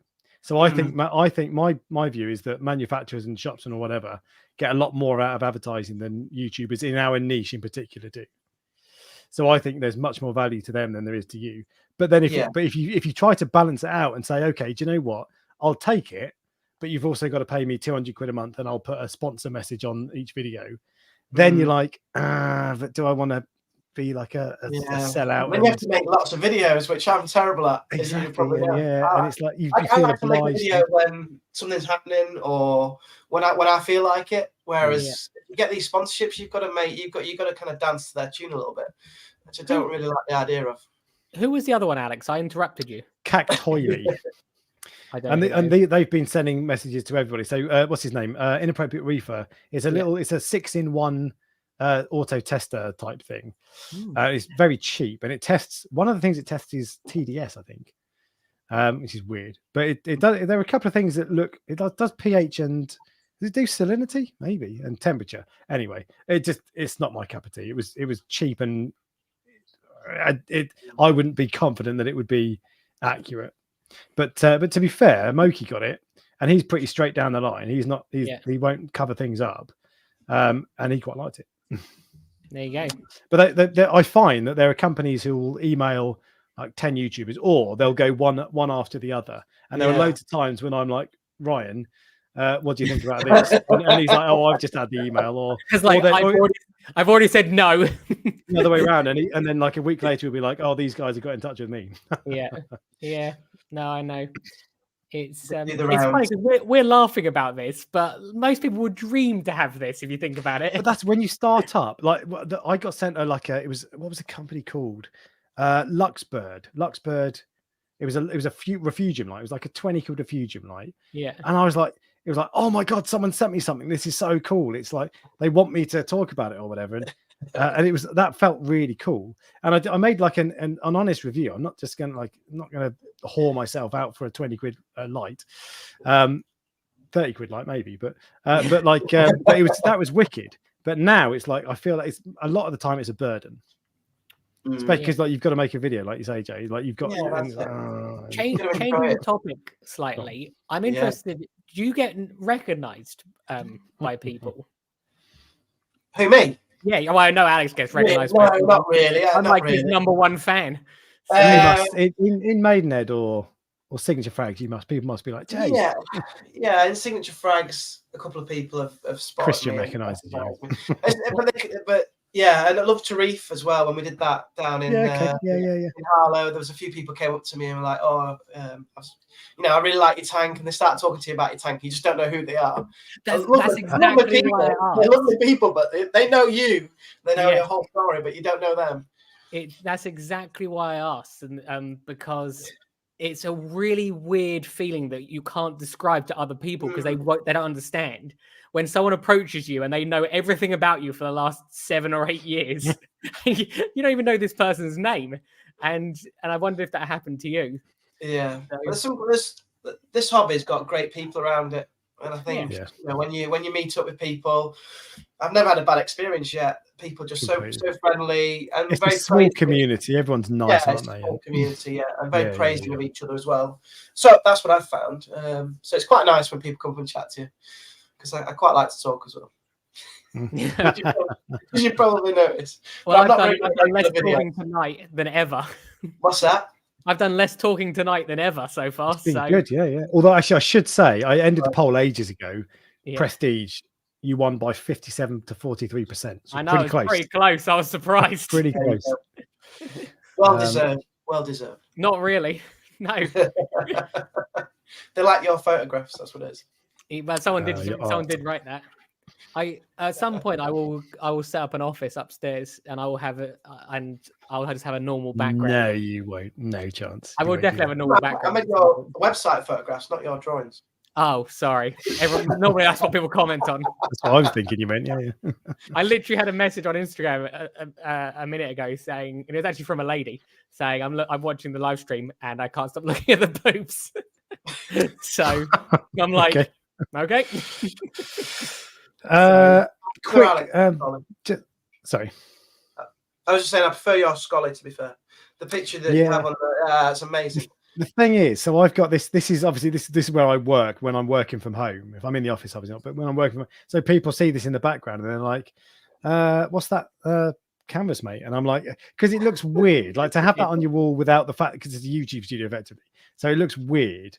And then like you can see that like the microphone is just here outside, but on my work camera you can see like the last 2 inches. No one's ever asked about this weird black pole in the top of my screen, but someone's going to one day, and I'm gonna have to lie because I don't. What about the subscriber count behind you? No one's ever asked. No, because the background's blurred. Oh, I'd love one of those. And even then, you can't really awesome. see. That was ridiculously expensive. It was like it's Lego, isn't quid it? I absolutely love it. No. It's called a Lemetric Time. It's not Lego. It's a little How far was Lego? It was crazy. Awesome. I bought it secondhand, so I got it about half price, but they're mental. But no, my screen is blurred, so you can't see the background properly. I was gonna say I could save you money. I'll just print off 63K. It'll be a while before it turns to 64K, and I'll just every so often I'll just change it, and then it gives you a little reward. So like it went from 62.9 to 63 this afternoon, and it goes broop, and it like makes a noise, and it goes plus 100. And so when I see that, I'm like, yeah, 100. It's a live link to your YouTube channel. That's how it works. You can set it up to any, so I could set it up to your channel if I wanted. You can set it up to any channel. Well, It's like it's actually a clock. It just does all sorts of other little funny things like that. But yeah, it's pretty cool. Can I ask you about your aquascape in your cade? Yeah. Yeah, so you brought that over, didn't you, when you did your tank transfer? The Fluval, yeah. Are you keeping that? Is that the plan to keep the aquascape, or are you changing it out? Do you think it looks crap, Jay? What have you got to say? Come on. No. He hates it, Ryan. No. That wasn't what I was laughing at. I laughed at the comment section because James has written something about the Scully, and I was like, "Yep, that's exactly what I thought." Scully looks like a. I'm not going to read that out. Sorry, podcast people. Sorry, what were you saying? I just wondered what the plans were with your aquascape. That's all. I didn't know if you were keeping it like that. It looks, if I've been honest, it looks a little bit low. So exactly. Yeah, that's a fair one. That's what I thought you were saying. So when I bought that for the Fluval, which is roughly 1/3 shorter than this tank, and it was perfect. And on this tank, it does look low. And I if I was going to do it again, I wouldn't have that scape. I'd have it taller for sure. But I actually kind of like it. I've now got to the point where like I don't see the top half of the tank, and it looks because it's low and there's just this massive black on the background. I actually quite like it. On camera, it probably looks stupid, and I bet everybody who watches that video clicks on and goes, "Why is your scape so low, mate?" But actually, I actually quite like it. But I think I might end up. I 3D print little 45-degree angles that you can put frag plugs on. So I might end up putting a couple of them on the back, and then growing corals off the back of that or something. But because my original plan, back wall as well. Yeah, exactly. But my original plan was on this rock here. I was going to put some torch corals, so they'll spread out, so it looks like the scape is taller. I moved them, and I put an anemone up there the other week, and it's almost died. It's on it, and it's moved as well, which pissed me off because that's what they do. Yeah, but no, you're right. It is too low, and I don't know, but I actually quite like it. Apart from your last video, I thought you kind of had plans to change it or to add to it or to. I was just going to put bigger corals on the top that spread out and give the illusion of a bit more height. But I actually quite like it. It looks weird, and most people who click on that tank will say the same. They will say that's too low, and I think I don't disagree. But I actually quite like it. I love the. If you like it, then exactly. I'm not going to change it for YouTube. If I change it, it's because I want to change it. But yeah, and to be fair, no one's commented. No one said, "Mate, your scape looks rubbish." But I wouldn't argue if they did. I wouldn't get angry at that. The GSP looks really. It's a bit of a statement piece as well, down there, isn't it? It's so nice. Huge. I love and it's on an island, so it won't. Like it might it'll start spreading, but I can just trim it off easily. So that's good. And it looks so nice. So I posted on the Facebook group this week to ask what your favorite soft coral is. And actually, I said my favorite was GSP. It's probably Zoa's, to be fair. But GSP's it's got the flow and it's so nice. I absolutely love GSP. You've got it on your back wall, right? On the back wall, yeah. And I broke off a piece and put some down here now. So I'm hoping that it'll grow behind here. But is it starting to block your weir comb yet? Yeah, that's another problem. It's I'm having to cut it back a little bit because it is trying to block the weir. But it's such a great coral. Just looks like grass. I'd love it all over the back wall. I think sometimes you see it on. Is it a sandbed? Some people have it as a sandbed. I've seen that. I've never seen it on the sand. I've seen a few people do it on the back. Yeah. Or bare bottom tanks rather than they don't have it on the sand. It's normally instead of a bare bottom tank. That's the one thing. So although much as I love my water box, because it's bare bottom and it's a black bottom, it doesn't you don't get your tank is quite bright behind you, Jay, because it the light bounces up and all that sort of stuff. Yeah. And it just looks a bit dark. And I would like to have sand in there ideally. But I started as a frag tank, so that was why. But I like sand. You should just add a really, really small amount each day, just like a spoonful, because then you won't mess with your parameters or the biology or anything like that. Yeah. And then after a year, you'll have a sand bed. But what I'm trying to do is cover the base in corals, so it brightens up. So there's a load of bright corals. Yeah. So I've got like a trachea there. I've got a couple of zoas, a bubble coral, a couple of scullies, and I want to. It's going to take a lot to cover that, but that's the plan. Have you got blades on that one as well? Have you got AI blades on? Yeah, I've got on both of these tanks. I've got a Kessel in the middle and blades on the outside, and that's the one way. So like you get free stuff, like lights in particular, because I think they're good for. It's good for a lighting manufacturer to have your light above your tank. But when a YouTuber buys stuff themselves, that's when you know what they actually want. And these were all bought myself. And if I upgrade my tank, I would have the same setup. Kessels and AI blades. I really like them. They look wicked. You haven't got that on your main display, have you? Is that? No, I've got Reef. Dare I say you might be upgrading to the? If I upgrade that tank, which I probably will at some point, it's just I can't bear the thought of actually doing it. But if I do upgrade that tank, I'll go to Kessels and AI blades. I currently have Reef Factory ones, and Reef Bright strips, and the Reef Factory lights were given to me for free, but I asked for them. I said, "Look, can I have these?" So you can do that. Yeah, well, of course you can. We're missing out here, Ryan. We could just go up and ask for them. I don't. I've got a good relationship with Reef Factory, so I wouldn't generally do that. But I wanted them, but they wouldn't be top of my list. To be completely honest, I'd have these, but they would be on my shortlist because they are good. But I don't think light makes light. I buy lights because of the way it makes the tank look. And my general opinion is that most LEDs will probably do a pretty good job. And if you buy a Radion instead of a Kessel or instead of a Red Sea or whatever, it's not going to make the world of difference. That's not going to be the one thing that changes your tank to incredible. So that's my general opinion. I don't think that lighting makes a huge, like what brand you go for makes it, the way you set it up and all that sort of stuff is much more important. Like Jay's got his a lot more spread with the Reef Brights and all that sort of stuff. What sort of power do you get in your tank? I don't really 100% know. So Christian from Signature Frag said he'd come round and do my little par test with it, but I've never done a par test. What percentage is your Radion? XR15 So it's the XR15 blue, and it runs on 52% on the LPS setting, and then the Reef Brights, they're either on or off, so they're 100%. So I don't know, maybe I can't guess. I wouldn't know. Probably. Do you know what the funny thing? The one thing I found with I had a Radion Gen 6 until recently.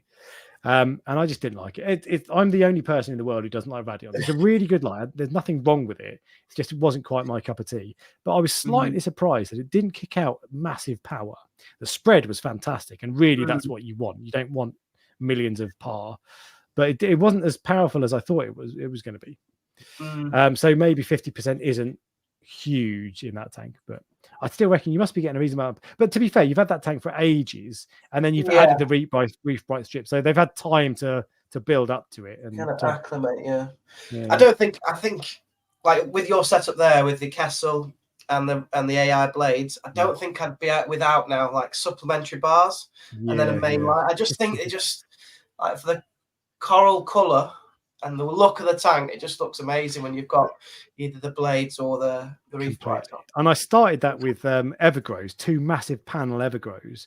And the reason I did that was because like what I found with when I just had like the spotlight type lights, Kessels or whatever in the middle, you get shading everywhere. And when the top of your tank is completely covered, all of your corals are lit up, and that's good for photosynthesis and all that sort of stuff, but it looks better because I can see all of my corals, whereas if I've got less light, I can only see a little bit. That's why I like it. You get a lovely spread, and the colours just pop. Yeah. Ryan's completely switched off now, but you know me, I have the attention span. My attention span is literally like 12 seconds, and if I'm not engaged, I sort of zone out for a period. But it's nice. It's nice because we're talking about lights and equipment, and Ryan's. I'm starting to read the comments. I'm looking around his corals and his fish. He's like that when it's just me and him as well. It's like to some extent, it is like that. I get complaints. People comment and complaining about it. I love it when people write, "Ryan looks bored," and we're talking about products, and I'm like, it's not my thing. Like they know you well, don't they? You've never been into your products. I just fishing corals. I put them on as long as they work. That's all I care about. As long as and they don't cause me any trouble. And To be fair, you can ideally, overthink that sort of thing. don't need too much maintenance. And by too much, I mean any. Well, you've cleaned your MP40s once in what, 3 years? 3. I think it's 3. I don't know how long the coral farms were going. It's either 3 or 4 years now. Must be. Well, no, I moved into the house 4 years ago, so it's probably maybe 3.5 years ago, or 3 years. Yeah, and I cleaned them once, and one of them now has literally got the pink star polyps growing up over the cage. I'm like, really? I should probably do something about that. Yeah, but you should. I am the laziest reefer, but to some extent, that's good because it shows you it can be done. Yeah. I think what I was going to keep it relatively simple as well, which I also think is an important thing to do. Like, I know you've got you haven't got excessive amounts of equipment, you haven't got loads of gadgets, have you, on your farm? It's relatively straightforward setup. There are definitely some gadgets on it, but generally speaking, I don't do anything particularly fancy. That's why I say to people all the time, like, you don't need all this fancy stuff. Just fundamentals are the most important. Just keep it. The only reason I have some fancier things is because of laziness, and it's because of I know. Imagine if I had to go and top the farm up with RO water every day. It's like it's never going to happen.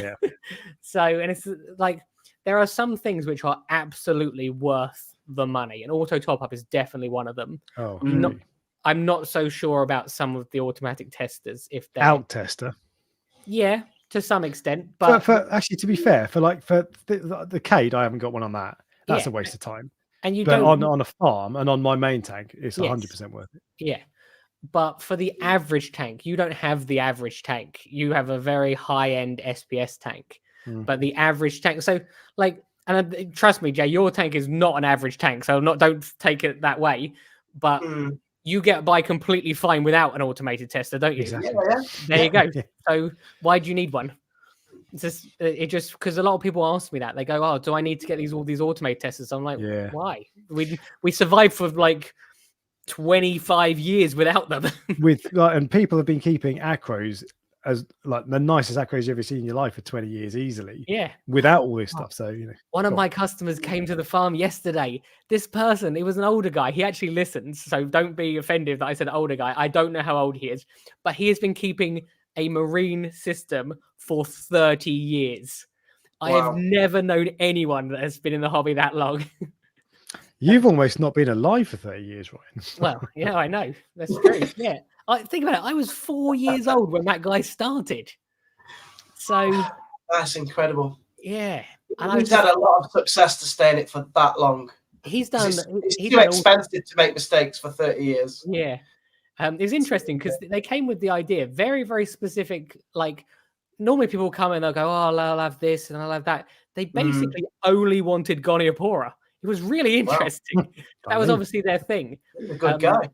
Yeah, it was him and his wife. They both loved the hobby. They told me about all like ages ago, and like getting like corals was more difficult, and from little shops, and at the time they didn't realize we're actually like rubbish shops compared to today. But I know they listened to the live stream, so they were one of the best people I've ever met. They were like, I genuinely really enjoyed it, and it was nice that a couple came and they both liked it, because quite often someone will come and it can be the man or the woman, but the other person hates the hobby. Yeah. Like, where are we going? Where are we going? It happens literally all the time. Yeah. Like, I couldn't be with someone where they came to. Imagine if I went out fish shopping and I saw something I want, and they went, "You'll probably just kill it." That actually happens quite regularly. I'm like, "Oh, I feel so sorry for you." It is. But as a seller as well, you probably wouldn't want to hand it over. You're like, "Oh my god, if they're just going to go away and kill it," it's like. Well, how do your family? Do they love the tank, or are they not really interested? Or Jay, what do they? So my little boy, he's kind of keen. He's really keen. He likes the fish. He doesn't really get the corals so much. Okay. I think maybe because Give him he's time, only 10, so he's the kind of fish side. And my wife, she's really supportive. Good. She'll always say, "It's your birthday coming up. What do you want?" Do you want a fish, a coral? Do you want some equipment? Torch. So, Torch. Have another torch. Have another torch. What about the amount of time? Great. What about the amount of time, or the amount of times you want to go to a fish shop? Because Alex's wife is like a saint. Yeah, but Alex goes to the fish shop every weekend, I think. Every weekend now. But I haven't got kids, so that's true. That is true. That is a bit easier. That's the one thing. It's probably about half an hour I'm allowed in the shop, and then it'll be, come on, let's go. Let's do something else. The one thing the farm took away from me. I don't go to fish shops anymore. It used to be. It was exciting to go to a fish shop because you didn't know what was there, and there was the potential you might get something. It just I because obviously I have access to so many things now. I don't get that same buzz anymore. So that's the one thing it did take away. But trust me, there's plenty of positives. We'll have to take you to one. I actually would like. Really good. They're really good fun.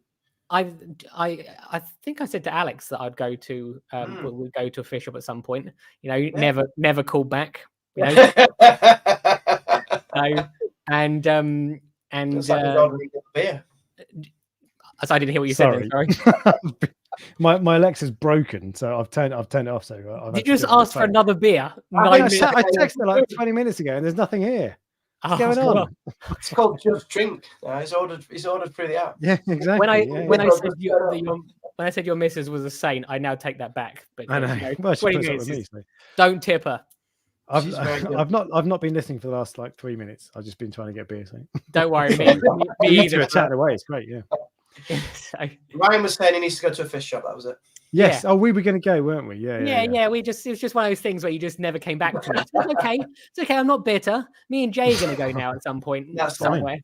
Well, you can't take my co-host, so no. Yeah. Jamie invited me out as well. Jamie's going to take me in his Ferrari somewhere. I was like, oh yeah. So, and he's like, where can we go where people like you? I'm like, might have to go a long way. Yeah. Yeah. Do you want to get on a plane or? Yeah, true. Actually, he asked me that as well. He wants to go to one of the shows. So I got a new fish friend. I don't need you anymore. You can have. I don't need you. I've got Jay. So yeah, fine. This has been great tonight. Yeah, better than normal. I'd love to go to that vivarium this weekend, wasn't it? Oh, I'd love to go to that. Yes. Yeah, we haven't mentioned that. That was this weekend. Do you even know? Yeah. That would be cool to go. Have you ever been to a big coral show abroad or like Europe? No. I know Ryan's. Have you been as well? I've been to quite a few of them. That's where I met Mindy. I met her at Macna. So. Yeah, that was. Let's put it this way: Mindy put a video out saying I'm going to Macna, and if you look, my flights were booked the next day. And I sent her a message saying, "Is this before you knew her?" Or I didn't know her. I sent her a message saying, "Look, I'm coming all the way from England. I'm not going to know anyone. Do you want to have a chat?" and it worked surprisingly. Wow. So, yeah. So but no, I'd like to go to. So I got invited to. There was one of the European ones a couple of years ago, but I couldn't go. I can't remember why I couldn't go, but I was invited to one of the ones over there. Is it Interzoo? Yeah, maybe. In Nuremberg. Yeah. It was. I've been there as well. That's massive. That was like because it's all sorts building. Of. It's pet, isn't it? It's everything pet basically. So that would have been cool. I'd like. There's Aqua H coming up next year in the UK. I'm so excited for this one. This is in Telford, isn't it? Is it Telford? I was thinking it was Telford. I don't think. Or is it Coventry? It's Coventry. Telford's where the normal one is that they do every 2 years. I don't think it's gone really quiet, and I'm a bit nervous because I hope it's going ahead. Because I saw a couple of bits about it recently. I got an email about it a couple of days ago. But they need to keep talking about it all the time. Because if they post about it on Instagram, me and Ryan will talk about it in the news or whatever. So they need to keep, because otherwise you forget, don't you? It's in Stoneleigh, NAEC Stoneleigh. But It's a big. Is it May? April? It's a big thing to be able to pull one of these off because you have to get a building with all these facilities in it, and then you have to fill that building with enough people to make it worthwhile for the people with the stands, because the stands they cost a relatively it's a considerable amount of money to some extent. So. If people like this, look, this isn't the same, but the stands at Interzoo, I think Red Sea paid $100,000 or $100 for a stand. I was like, ouch! Now it's nothing like that. But imagine that, like, there is a cost attached. Even getting people there, getting the equipment, getting the stand set up. Yeah, there's a cost big deal. attached. Planning. It is in Coventry. It's just outside Coventry, a place called Stoneleigh, and it's on the weekend of the 6th and the 7th of April. So people have said to me, and I'm sure I've said to you, Alex, before, why don't you just set up a show? I'm like, it's not that easy. So I hope they can do this. Your mate Paul, what's his Fish Palace? Did After Reef. That looked that was relatively, it was quite small, wasn't it? But that looked like a lot of work still. Oh, it's incredible what he does. It's about, I think it was just 100, just over 100 people. But yeah, really, really good. Stalls, fish, corals. Then there was kind of like 3 or 4 talks as well. One was Reef Factory. Yeah, really good. It's just great just to be able to meet up with people and learn, and it's good. I think he's going to do another one in maybe September, possibly next year. He just commented saying getting people to a show is not easy. Yeah, so if you're setting up that if you're setting like a big show, like that Aqua H one, to get enough people there, it's going to be like not easy. So they will need to advertise constantly to keep in people's minds. There was that one show, a year or so ago maybe, that was advertised and then just disappeared. Oh yeah. Do you remember that? Someone the people who were running it bumped into me in a car park in a fish shop. Oh yeah. And they told me about it, and I was like, I'm up for it. Yeah, tell me, and I'll talk about it or whatever, because shows. But then I didn't ever hear anything, and it just disappeared. But Aqua H isn't going away. That looks like it's gathering speed, and it's also not just it's not just fish and coral, it's also freshwater and reptiles, I think, as well. Yes. So. That's probably the way to do it, to be fair. I did go to a freshwater show years ago before I started marines. Just in Middlesex somewhere. It was really good fun. There was a shop that put on a show that was in London. Aaron, that's where I first met Aaron's Aquarium. And they had a massive tank right in the middle. This was like one of the biggest tanks I've ever seen, especially in a shop.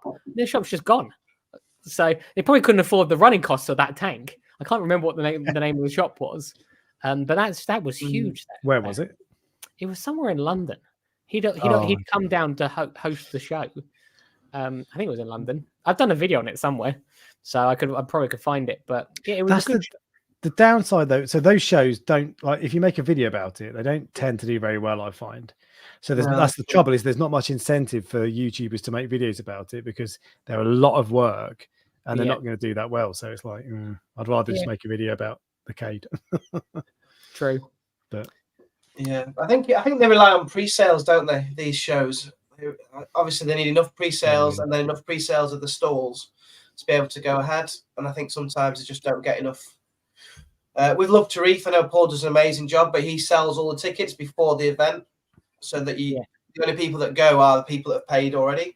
That funds the event. Whereas I don't know what model Aqua are using. I don't know if it's all pre-sales or if you can turn up. But fingers crossed it goes ahead, because that will be incredible. I think it's a good location because it's central. Because a lot of the stuff happens in the south, and so if you're up, like, well, I mean, if you're like Mogsy went down from Manchester, it's a hell of a long way. That's a long way. So if it's in Coventry, I don't mind going to Coventry. It's not that far, and you can come down from anywhere. So that's a good spot. Anyway, we're coming up to 2 hours.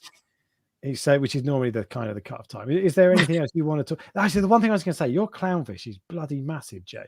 Yeah, it's huge. Yeah, Mrs. Clownfish in the gunny garden. Clownfish, yeah, she's been in there 3 years now. Well, yeah, just short of 3 years, and she is huge. Yeah, that's the problem. That's why the sun coral's dying, because every time I feed the tank, she just eats everything. Right. Okay, that's annoying. She's healthy and she's happy. So. Happy days. Yeah. Is there anything else you wanted to talk about before we wrap up? Anything you want to say about your tank? Or? If you're thinking about joining the hobby and you want to get into it, do it. Nanos are a great way. Affordable option, great fun. We didn't talk about nano tanks, did we? Yeah, we kind of did. We talked about Jay talked about his flow, what he's dosing, supplements, lighting. Yeah, we did. Join the nano journey. That's all I've got to say. Oh, when are you upgrading? I get this question literally. It must be once an hour at least. Yeah, and my wife even said, like, you need to get a new tank. Let's get a new tank. And I'm like, so somebody in the chat already said about tank transfer. Like, I am so nervous about transferring from here to another tank. Yeah. And that's more to it than anything. I'm just undoing all the work you've done and then risking it putting in another tank. I mean, it'll make great video. I mean, I'll be able to put weekly content out and disaster videos and all the things that YouTubers love to watch. But I'm just nervous about trying. So that's like moving the cade, the fluval across to the cade wasn't that bad because there wasn't that much in there. But you've got like an established, really nice tank, so it would be a shame, wouldn't it? But we want to see it, Jay.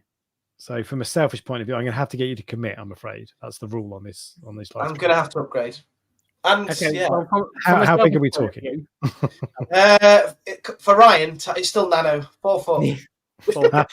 I don't know if he'll talk to me because it's only going to be 4 foot. Why don't you go that just one? Look, I've had 5 foot tanks; they're fine. So when you got that 1 foot extra, that's quite big. 5 foot. It wouldn't fit in this room. And it's got what tank would you get if you did upgrade? I kind of know what I want. So I want a custom made. Oh, really? Probably aquariums for life, something like that. 5 foot. Some very good things from them. Okay. Peninsula. Kind of shallow, about the same height as this. But how tall is that? 4 foot. So what height? 4 foot height. 4 foot height, yeah. Get my hand in. I think is that 2 foot? I think that's 45 centimeters. I think that is. I think that's 55. Maybe 55? 50. Okay. The same height as that. Yeah, the same height, but 4 foot. So kind of a shallow reef effect. Because I want to be able to look down on it because I love looking down on tanks. And this one, completely. Yeah, I think that's if it's going to be custom, it would be advertising for that company. So really, whatever company should reach out to you and be like, "Jay, mate, sort you out with a tank. All you need to do is talk about it. Show the tank. You don't need to big up, just show the tank and that sort of stuff." So I'd love that. I've got like a vision of a little mangrove plant. Don't know why. Okay. Like a mangrove, and then a very simplistic reef, but lots of sand. Thought about it a lot from the sounds. Like a lagoon. I know exactly what I want. I've got the dream, but just it's risking moving the corals across and But where there's risk, there's reward. So maybe there'll come a time when it's too overgrown and you're fed up and you're like, right, I've got to do it. That's what we've got to wait for. That point. It's that point where everything's killing everything. The exact same thing will happen. There'll come a time when you have that 4 foot tank filled, and you'll go, "I wish I listened to Ryan and got a 5 foot tank." Well, I'm going to be in the hobby a long time, hopefully till retirement. So there you go. Keep building up. Go for a 6 then.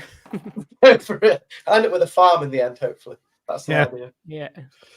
All right, well, we'll wrap up because we're way gone 2 hours now. But thank you, thank you for joining, Jay. It's been an absolute pleasure. I've really enjoyed this, Ryan. I don't know about you. It's been really good fun. Completely just like we've not really spoken much before. I think we might have messaged a couple of times. Don't know each other, but this has been really good fun. I've really enjoyed it. It's been great chatting. It's been great hearing about your tank and how you deal with things. Thank you for inviting me on. That's so true because I've just realised I've had that feeling where I actually know you and I've never spoken to you before. Yeah. Well, we're going to a fish shop soon, so. And then aqua. But no, thank you. Thank you to your viewers as well for tuning in. Good stuff. All right, well, thank you very much for watching, guys, and we will catch you all next week. See you later.